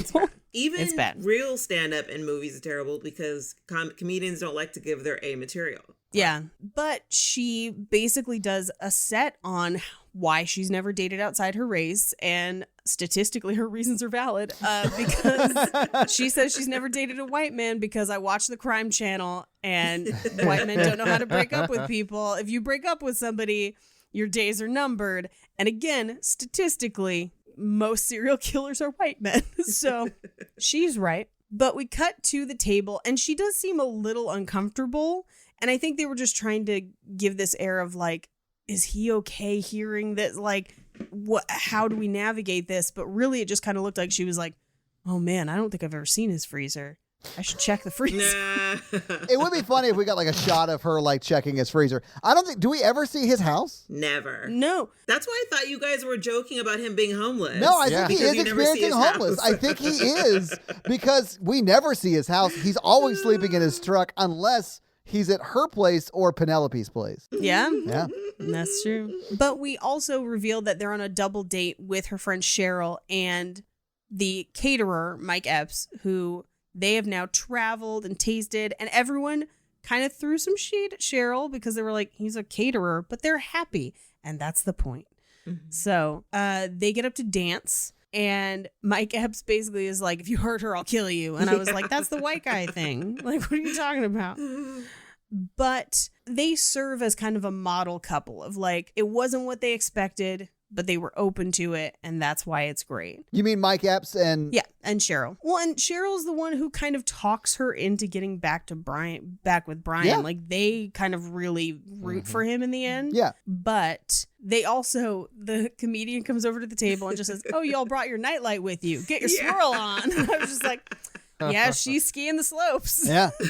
So we cut to her at work, and she is going over the details of a buyout with the Pinot account. And she basically is saying, hey, like, the numbers don't add up. This is not going to be a good deal. And her boss pops in to tell her about something completely different. And the client asks her boss to review her figures. And her boss does stand up for her of like, hey, she knows what she's doing. But then she kind of backs down and is like, well, hey, you know what? If he wants your input and you're willing to give it, but it's not great. That client is an asshole. Oh, the client's fully The client's a terrible. total Yeah. dick, yeah. But Yeah. I think the boss is sort of nice. If I remember correctly, but correct me if I'm wrong, he even asks her permission to sit in after his meeting. He's like, is that all right with you? Yeah. And she's like, yeah, sure. I want the client to have what they want, so that's fine. So I thought that it was nice that her boss asked for her permission to come in and, audit or whatever he was going to do there. I mean, I sort of wish we had gotten that scene because what I wanted from that was him coming in there and like just him co-signing everything she was saying to him. Yeah. I mean, I think the frustration and what they're trying to portray is that he shouldn't have had to. No, Right. yeah, absolutely. She's competent and the guy should just accept it. But And with what happens at the end, I fully do think that that's probably what happened in that scene. We just don't get it. yeah. So we cut to at home. She's picking up her mail. She gets a cotillion invite and he's in the garden. And this is where he's made her like a little oasis near the fountain. But it is a fully upholstered chaise. Yeah. But it's incredible. It's a It's beautiful very nice. garden. It's amazing. They do end up cuddling, and this is where she brings up the black tax by name. So she talked about it in the earlier scene, but she actually calls it the black tax here. And then we cut to the party in her backyard. So he is the lone white guy at her backyard, which I don't know why her friend from work wasn't invited, but whatever. She's probably planning the wedding because her wedding is soon. I thought she showed up. Oh, no, they do. Oh, no, they do. Yeah, You're you're right. I'm right. dumb. But that's about it. But she's also a family friend, too. So I think maybe she's a little more comfortable. But everyone's kind of razzing him a little bit. And I feel like I took a lot of his jokes. And I feel like it's making him a little uncomfortable. And when people come back around and they're like, no, he was a good guy. Then I was like, yeah, everyone was just giving him a hard time. But like, Yeah. I think it's the difference between like, just because you've dated a black woman doesn't mean you spent a lot of time around black people. Yep. And this clearly showed like, oh yeah, he's not yet fully used to you think he's down because he knows how to talk about certain things, kind of understands like different norms, but then he's like completely out of his element. Yeah. And I mean, but it's not just that they're black, it's that none of them are his friends. yeah, they don't know him. Yeah, he doesn't know anyone there. I do think at Yeah. one point he even yells, Kenya! Yeah. He's like, please don't leave me alone. I don't know Yeah. anybody. Like, if I did that, not even accounting for race, like if I did that to my girlfriend, she would kill me because she is a very introverted person and does not like being in groups of people that she does know a lot, Mm-hmm. So if I took her to a place she didn't know anybody and then just like bailed on her, she would kill me. Mm-hmm. Yeah. And he does end up talking to her dad a little bit, which we find out later that they actually had a really good talk. We just don't see it. It happens off camera. But he's kind of encountering different people in her life and different friends. And we do get a little bit afterwards, like as he's moving through the party, one guy just goes, that white guy's really nice. And I'm like, they do like him. They're just giving him a hard time. Well, I even felt like Mike Epps' character like tried to include him in the group, and he like totally went over his head. Yes. Well, because he's like, you should feel blessed that you're even invited, which I've been told so many times. But also, he doesn't want him stealing secrets from the grill. Yeah. But I think that was Mike Epps' attempt to like, hey, man, we're cool. I know Right. you. Like, you know. Because he makes the same joke in front of the other guys. Yeah. And I Yeah. was like, he's expecting Brian to like say something to like get into He's it. supposed to yes and. Yeah. It's Yeah. improv. Brian's not a But- good podcast co-host. No, he's not, Mikey. So there's like an argument in town about, and I'm sure you guys have heard of Nashville's Hot Chicken. Yeah. So like the biggest place to get Nashville hot chicken right now is a place called Hattie B's, Yeah. which is owned by a white guy who pretty much stole the recipe from Prince's hot chicken that is owned by the people who like invented Nashville's hot chicken, who are African American. I've been told by multiple people to not go to Hattie B's Yeah. and to go to Prince's instead because that's where the good shit is. Yep, I like Bolton's, and it's also a black-owned business. Yeah, I think Bolton's is one of the ones that predate Hattie B's, isn't it? Because there are like 3 or 4 that have been around for like 30 years. More than that. Yeah. So like that is a thing. That is a very much a thing, especially here in Nashville. Oh yeah, I mean it is a thing across this country. Well, I mean, you could go all the way back to like Elvis and probably way before Elvis and see examples of it in other There's industries. There's so many scenarios. But the thing that's very great about this scene is like part of what it means to, I guess, kind of grow up in a Black culture, like, and or just like around a lot of Black people, is like there is this kind of teasing, this kind of like doing the dozens that just happens. And if you don't grow up around that, like the amount that people are like razzing each other, it can throw you. And also, like, I mean, for somebody who's not prepared, but also the amount that we talk about race and joke about race also throws people. Mm-hmm. Yeah. And he is not ready for this. No, he is not. Which also makes me wonder more, like, about, like, I guess I wish I had known more about what his backstory really is. Like, where is he from? Like, where did they say what city he grew up in? No. Pardon the pun. He clearly has roots in LA because he has like a community of friends and an ex-girlfriend he goes back to. So he's been there for a while. To Arabic rap. I mean, just like Jesus. LA, for as diverse as Los Angeles is, it's very segregated within the city itself. Yeah, LA and is so, very segregated. Depending on where you are. Yeah. I don't know where he went to college, because if he had gone to, certain colleges, he would have had a bit of that experience and kind of gotten used to that. But he is clearly like, oh, I stopped my lessons at hair. Yeah. But in that same scene where he's then in the group, they joke, they're like, he's a spy. Because he knows about the black tax. And then they joke, they're like, he's gonna try and open up a restaurant and like steal the recipes. And then he calls him out on patting people on the shoulder, like, what's this police pat? Yeah, his only attempt at talking to people, he's like, are y'all talking about the black tax? I was like, Yeah. I was like, Don't open with that, dude. Yeah, that's not how you find out. ask them how they know Kenya.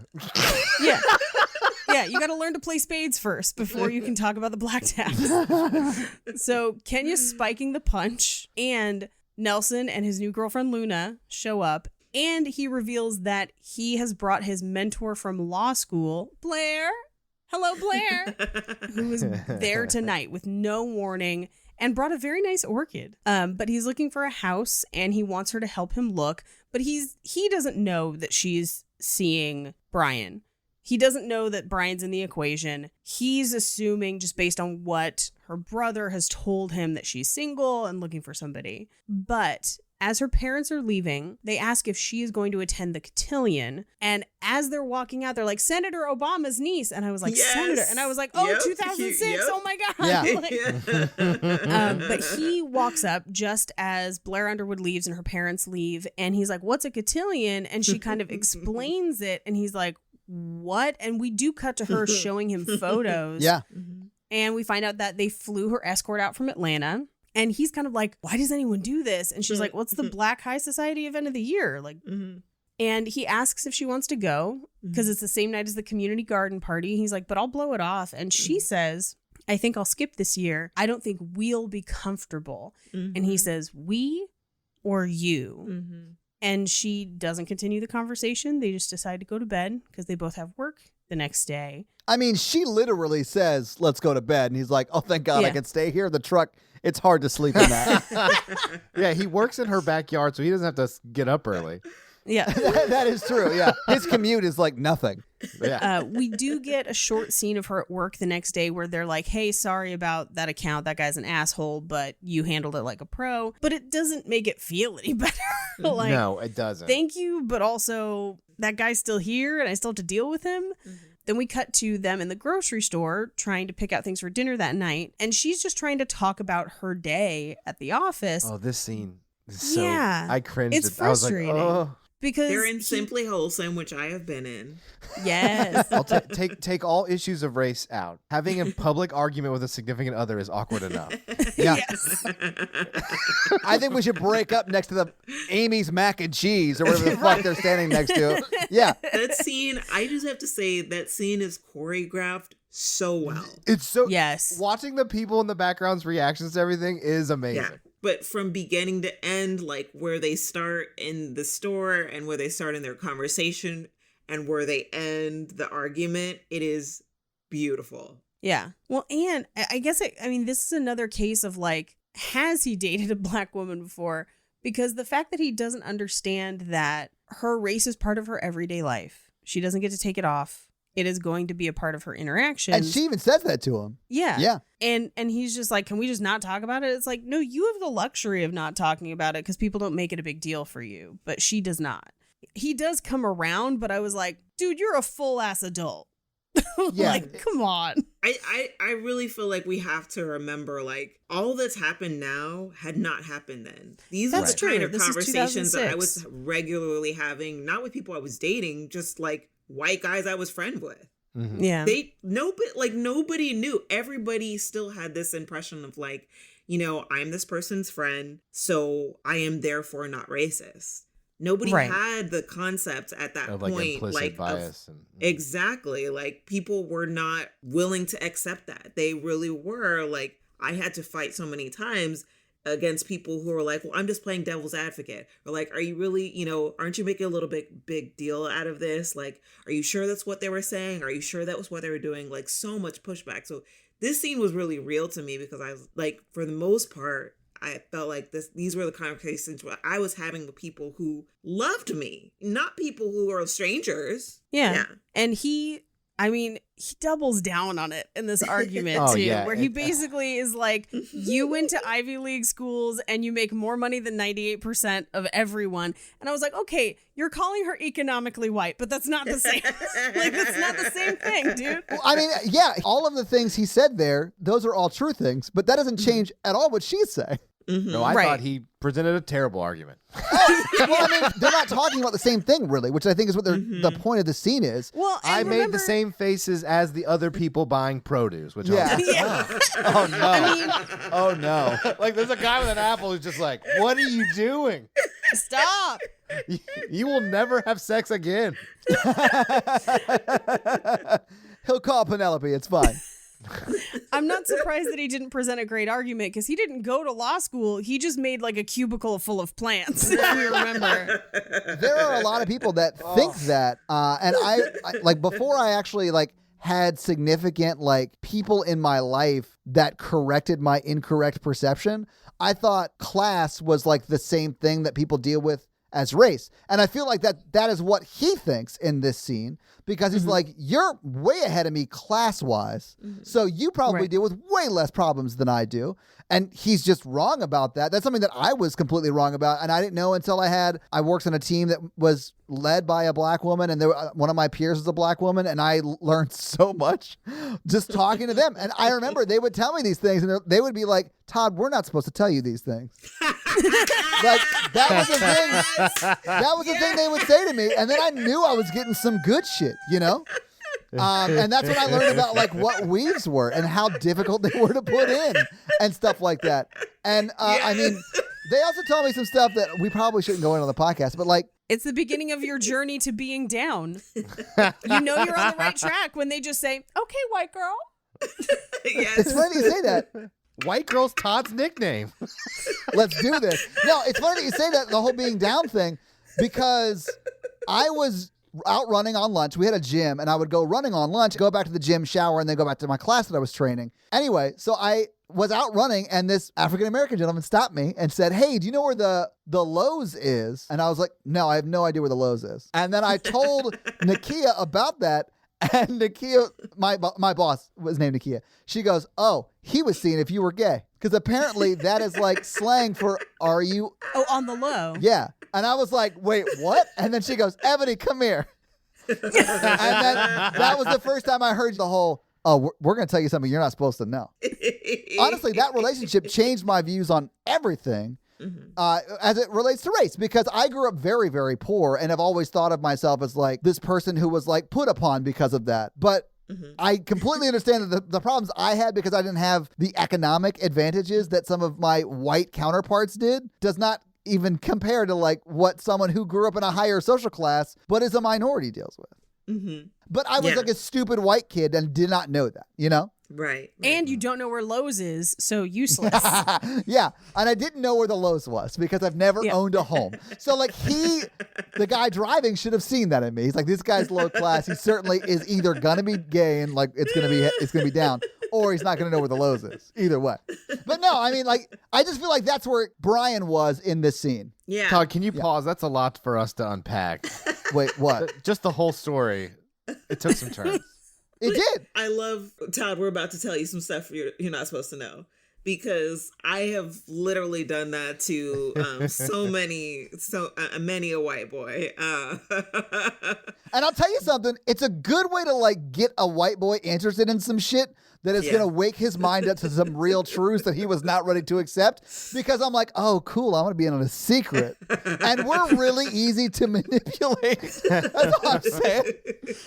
But, and then I think the sad thing is that like more of that doesn't happen because of the way corporations work and hire. And, the way colleges accept and, charge certain rates. And like, there's not more of that happening because of just the continued segregation. You don't have that overlap. And so you don't have that. You just kind of fall into being close with somebody of a different, background. And then you get this special inside knowledge. Yeah. Sometimes the Office Muzak system plays Getting Jiggy With It by Will Smith, and you know all the words, and you make a bunch of new friends. And sometimes it plays Regulators, and you realize you're the only person who's white on your team and the only person who knows that song. It was a clear black night, a clear white moon, roaring jewels from the streets, trying to consume. All right, whatever, Mikey. I know you know it. No, I mean I have my special work friends, like Chris, who came on the Harvard podcast. Special work That friends? sounds great. Not great, Good job, Mikey. Well, I'll just be like, hey, I gotta run something by y'all. Yeah. They're like, Mike, you're ignorant. I'm like, I know, man. But like, admitting it's the first step. I right? honestly do feel like as a white guy who is literally the least put upon class and race ever, it does help to go into conversations with the mindset of, I'm going to fuck up and say things that I don't know are offensive. And if I get corrected on that, that's fine. And I'm here to learn stuff. And like, I've never had a conversation where I was coming from that place where I didn't grow as a person. And like, oh yeah. And being on the podcast, honestly, has helped a lot because I'll say shit, especially early on. And they're like, hey, Todd, just remember, like, you're talking into a microphone and, like, we can hear you on the side of that. And what you said was dumb as shit. And here's why you should never say that again. Yeah, but that's fair.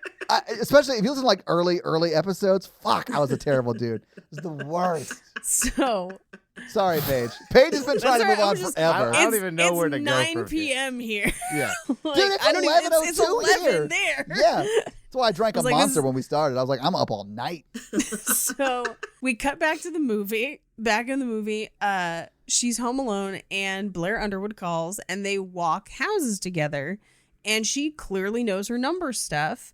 And they kind of connect over dinner. There's an easy connection there, but there's not spark necessarily, but there's a connection. So the next day after dinner, Brian shows up at her house after not talking to her for 2 weeks, which I'm like, bad move. The shelter kicked me out. I need to come back.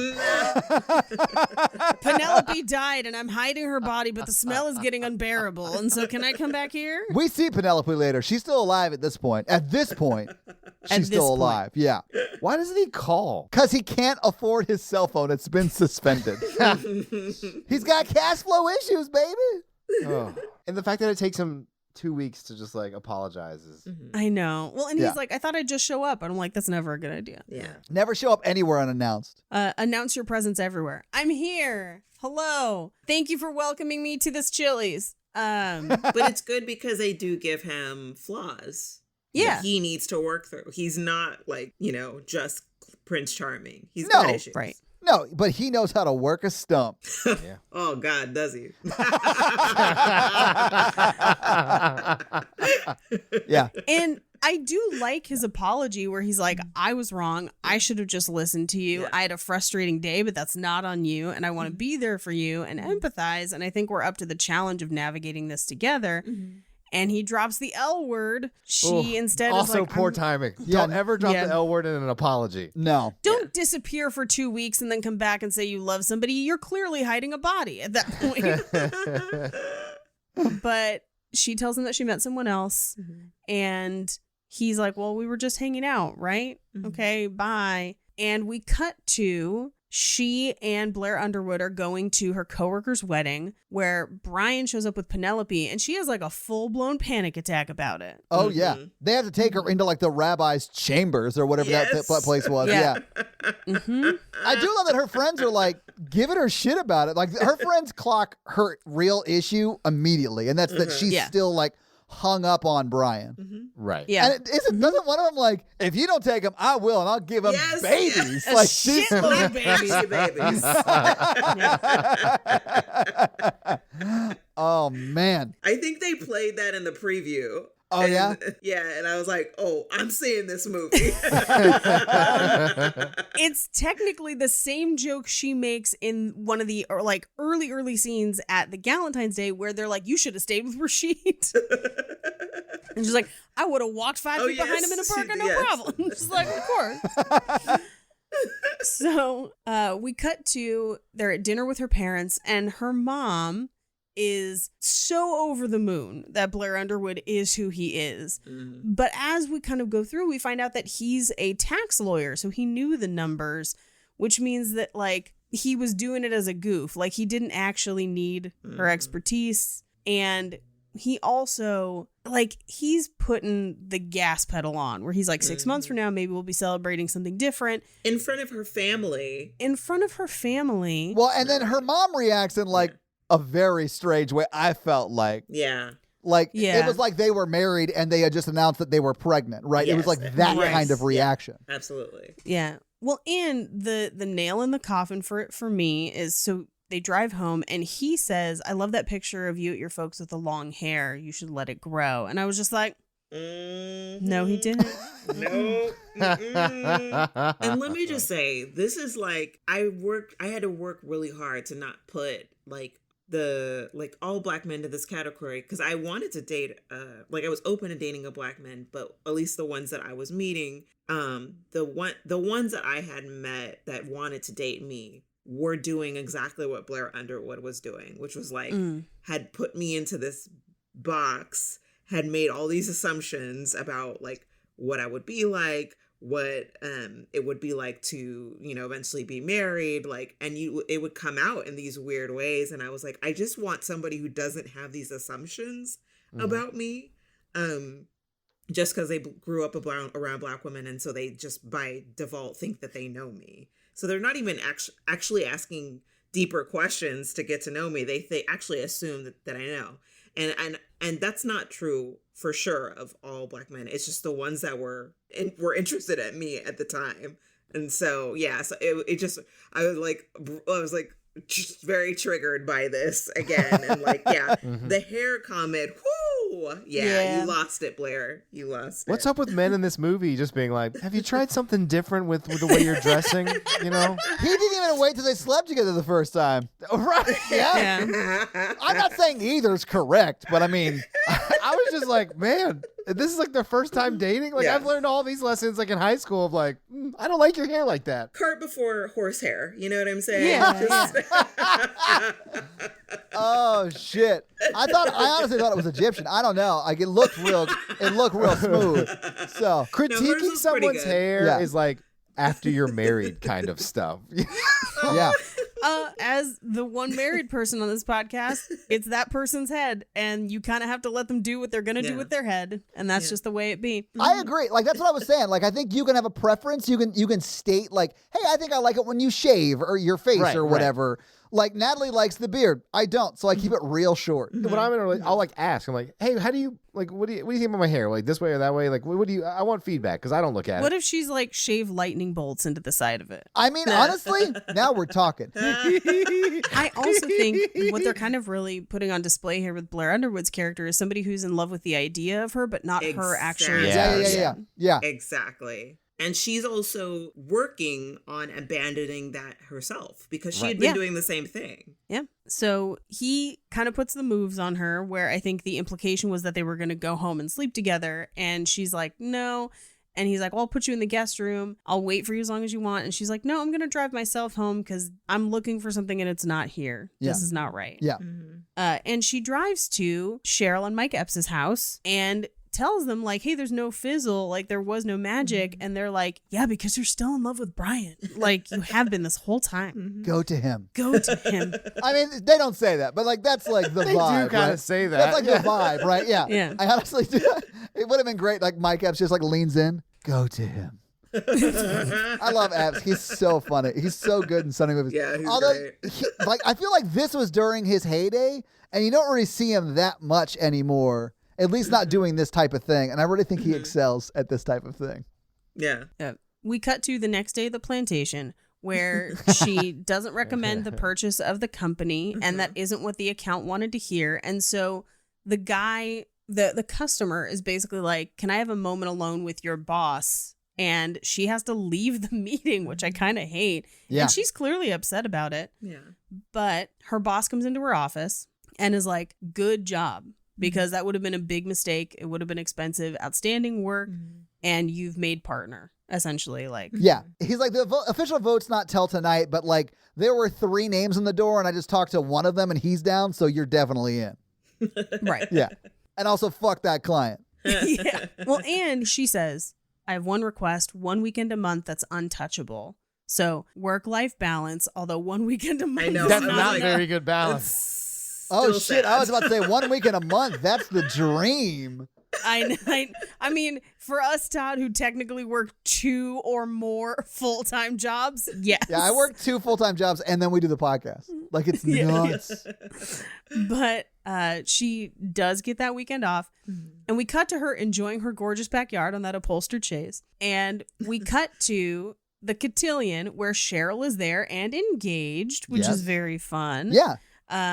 And she says, we'll talk later. Remember what I said, which is her basically saying, does he make you feel loved? Does he make you love life? Go to him. The cotillion proceeds. Very pretty. And she gets drunk on champagne. I did like that her mom was like, hey, maybe slow down, hon. Yeah. She's like, no, I'm getting sad drunk tonight, Mom. And then I'm going to drive your son's car. Oh, I just forgot about that. Yeah. The drunk driving. Yeah. I wrote that. Yeah, down. Yeah. drunk I forgot about driving, also heckling teenagers. That was so funny. Ain't what it's cracked up to be. yeah. What are we trying to prove with this? It's shallow. I'm just like, Yeah. and she has a bathroom cry, but her dad comes in and he's an amazing dad in this scene where he's Yeah. like, hey, first of all, he shoos people out with like, I'm a doctor and a father. It's not your business. No. He says to that girl who goes in, go handle your business. Yes, she did. Yeah. And ain't nothing you got I ain't seen before. Yeah. So he's like, you can handle your business. And she's like, good, because I ate something and it's coming out watery. Anyway. Also, I need 2 friends to help me hold this dress up while I pee. But her dad is like, you don't have to tell me about Brian. I knew that you were interested in him, and we talked at the party. He's a good guy. Now, I know what love looks like. Yeah. Go to him. We go to him. When your mom and I met, I was poor. She almost got disowned, but we made it. And so she drunk drives the Ferrari. No, not the Ferrari. Jag. It's a Jaguar, Jag. yeah. Yeah, it's a Kept Jag. putting- I mean, it's still an Yeah. expensive car. Not Ferrari It's an expensive, but it's car. expensive. It's a Yeah. Jag. Yeah. Yeah, DUIs are expensive. She just made partners. She's fine. She's fine. She drunk drives to the community garden, and it looks like the party's over and everyone's gone. But Max, the dog, shows up, and we reveal that he's still there, tearing down chairs. Yeah. And she basically lays it all out. Like, I know I'm neurotic and combative and picky, but I'm the most myself when I'm with you, which is great. Yeah. And Oh. they go back to the cotillion where he wears a wild Sgt. Pepper's jacket. Well, that okay. He wears okay. the mariachi uniform from the it's party. The from mariachi the from the Yes. party. Yeah. I like that.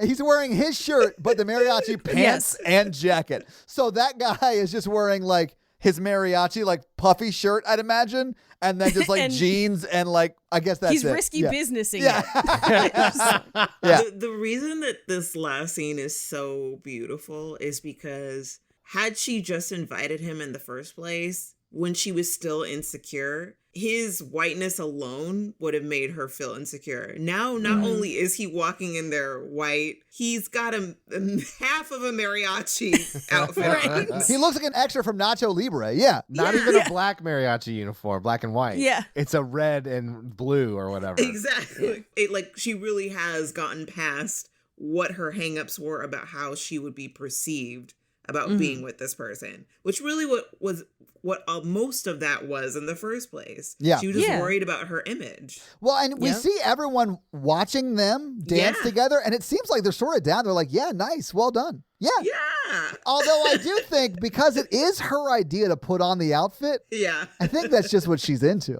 I feel like the other people at the party were like, oh, that drunk girl came back with a mariachi. They were honestly like, thank God she's off the roads.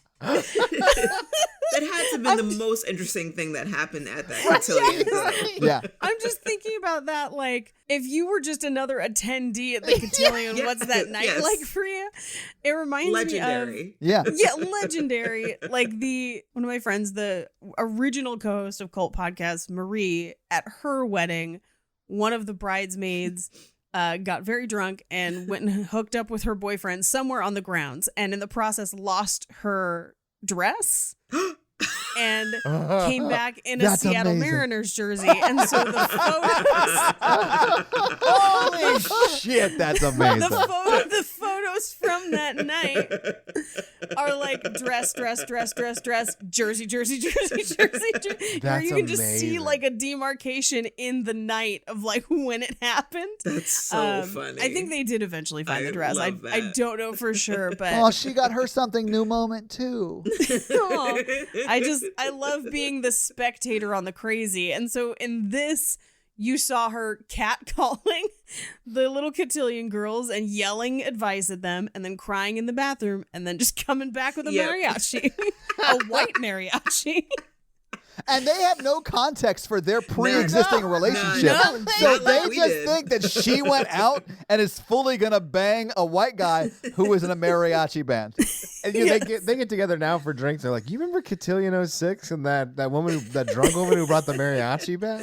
Well, there's just pictures where it's like proper white mariachi. They do get married in what looks like her backyard. Mm-hmm. Yeah, no, I think it is. Which I think is also the backyard from the dream she had at the beginning. It's just, I think so, too. Instead of it being just the nondescript black guy she's marrying, it's Brian. Yeah. I have to point out two cameos that made an impression on me. So both Blair Underwood and the hotel for the cotillion also make an appearance in Set It Off. Oh. Okay. It's the same ones.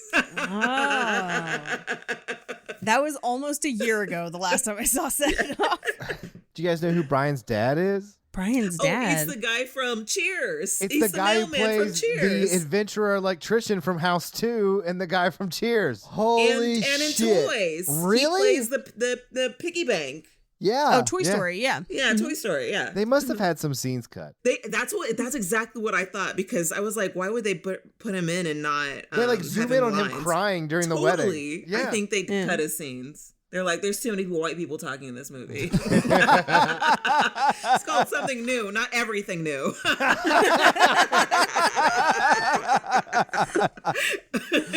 Oh, man.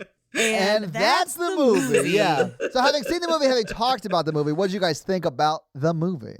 I really liked it. Yeah, I liked it's it a good. lot. It was very cute. Yeah, I liked it. I thought it was really sweet. It doesn't have the typical problems. Yay. I thought in a lot of ways it deals with more realistic couples issues than many romantic comedies.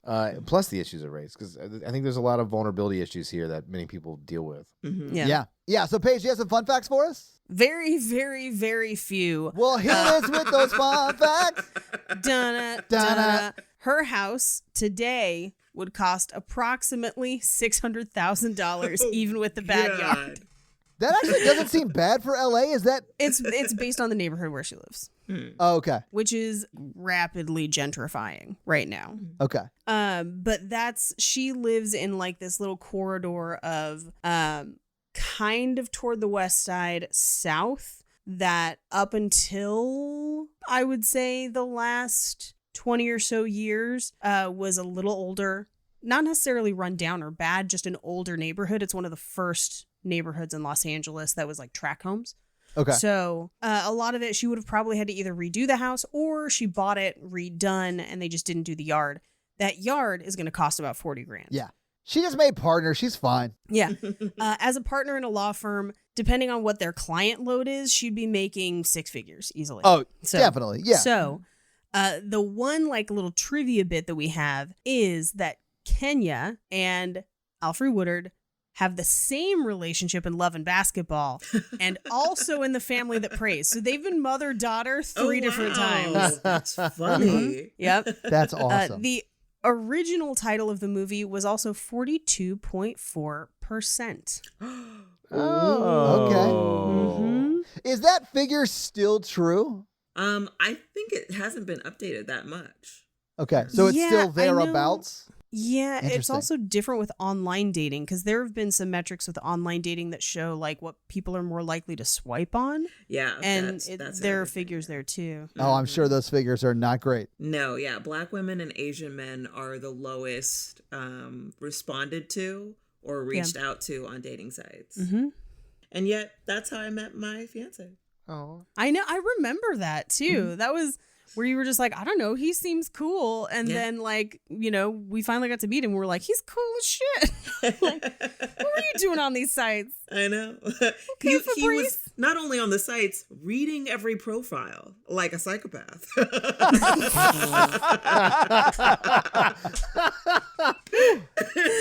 I read the profiles.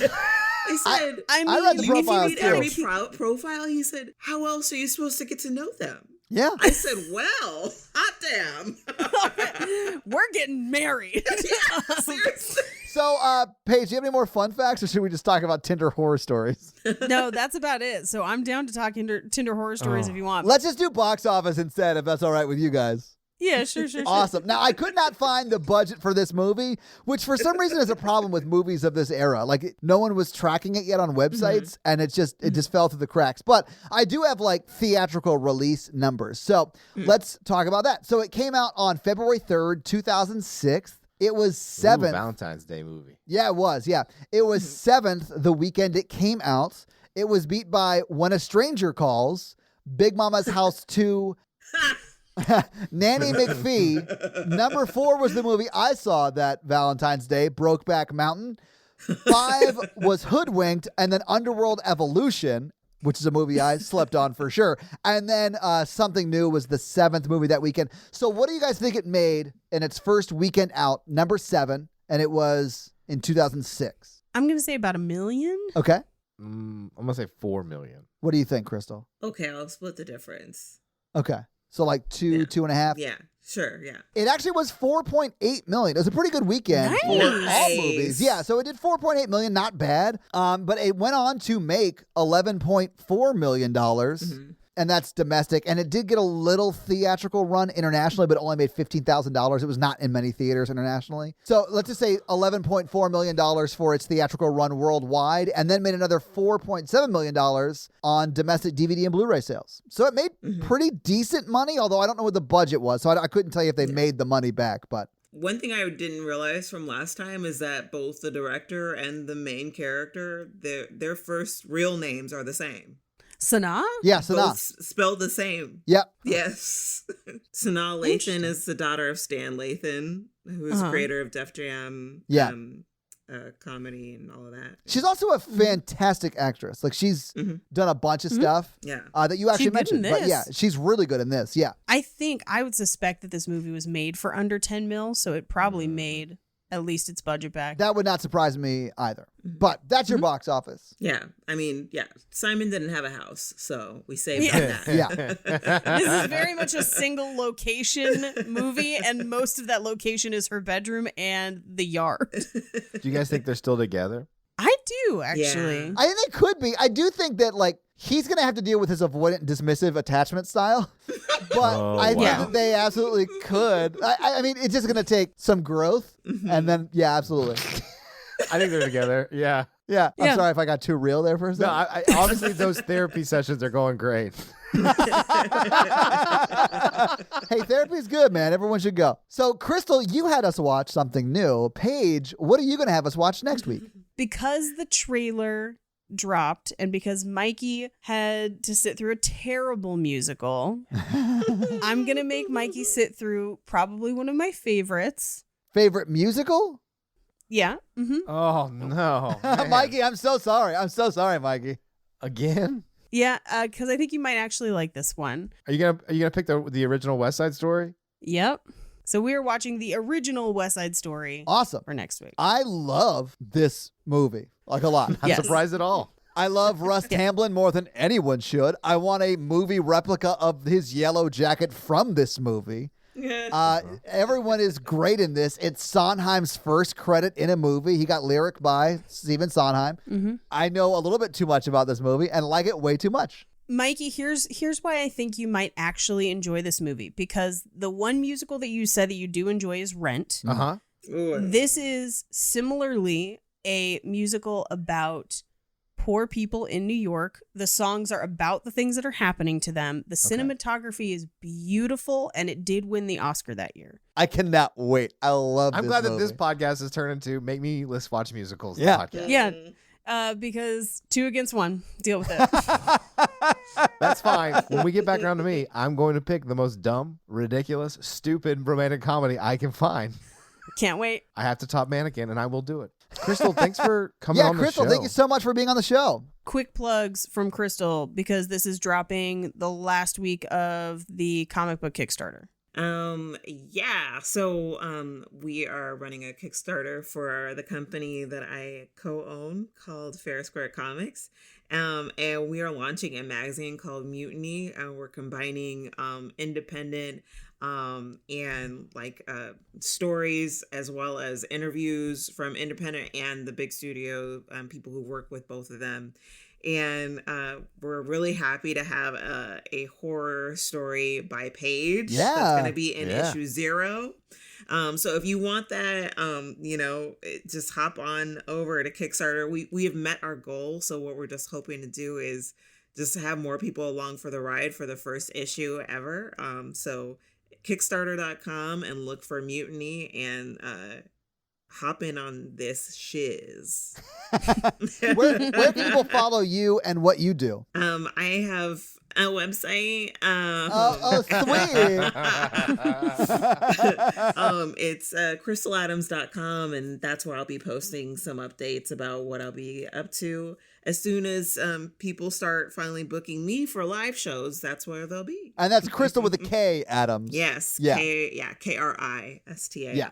So, guys, if you like this power throuple that we have here on this podcast, make sure to check out our other podcast, The Horror Virgin. And that is the only other podcast that Mikey and I are on. But Paige gets around, and she is on 2 other podcasts, Black Card Rehab and Cult Podcast. So, guys, definitely check out those because they're amazing. If you want to follow us on social, we are at Romancing the Pod Show Yes. on Instagram, and we are at something else on Twitter who I just have never taken the time to learn It's just Romancing Pod Show because they have a character limit and it's show SHO like Showtime.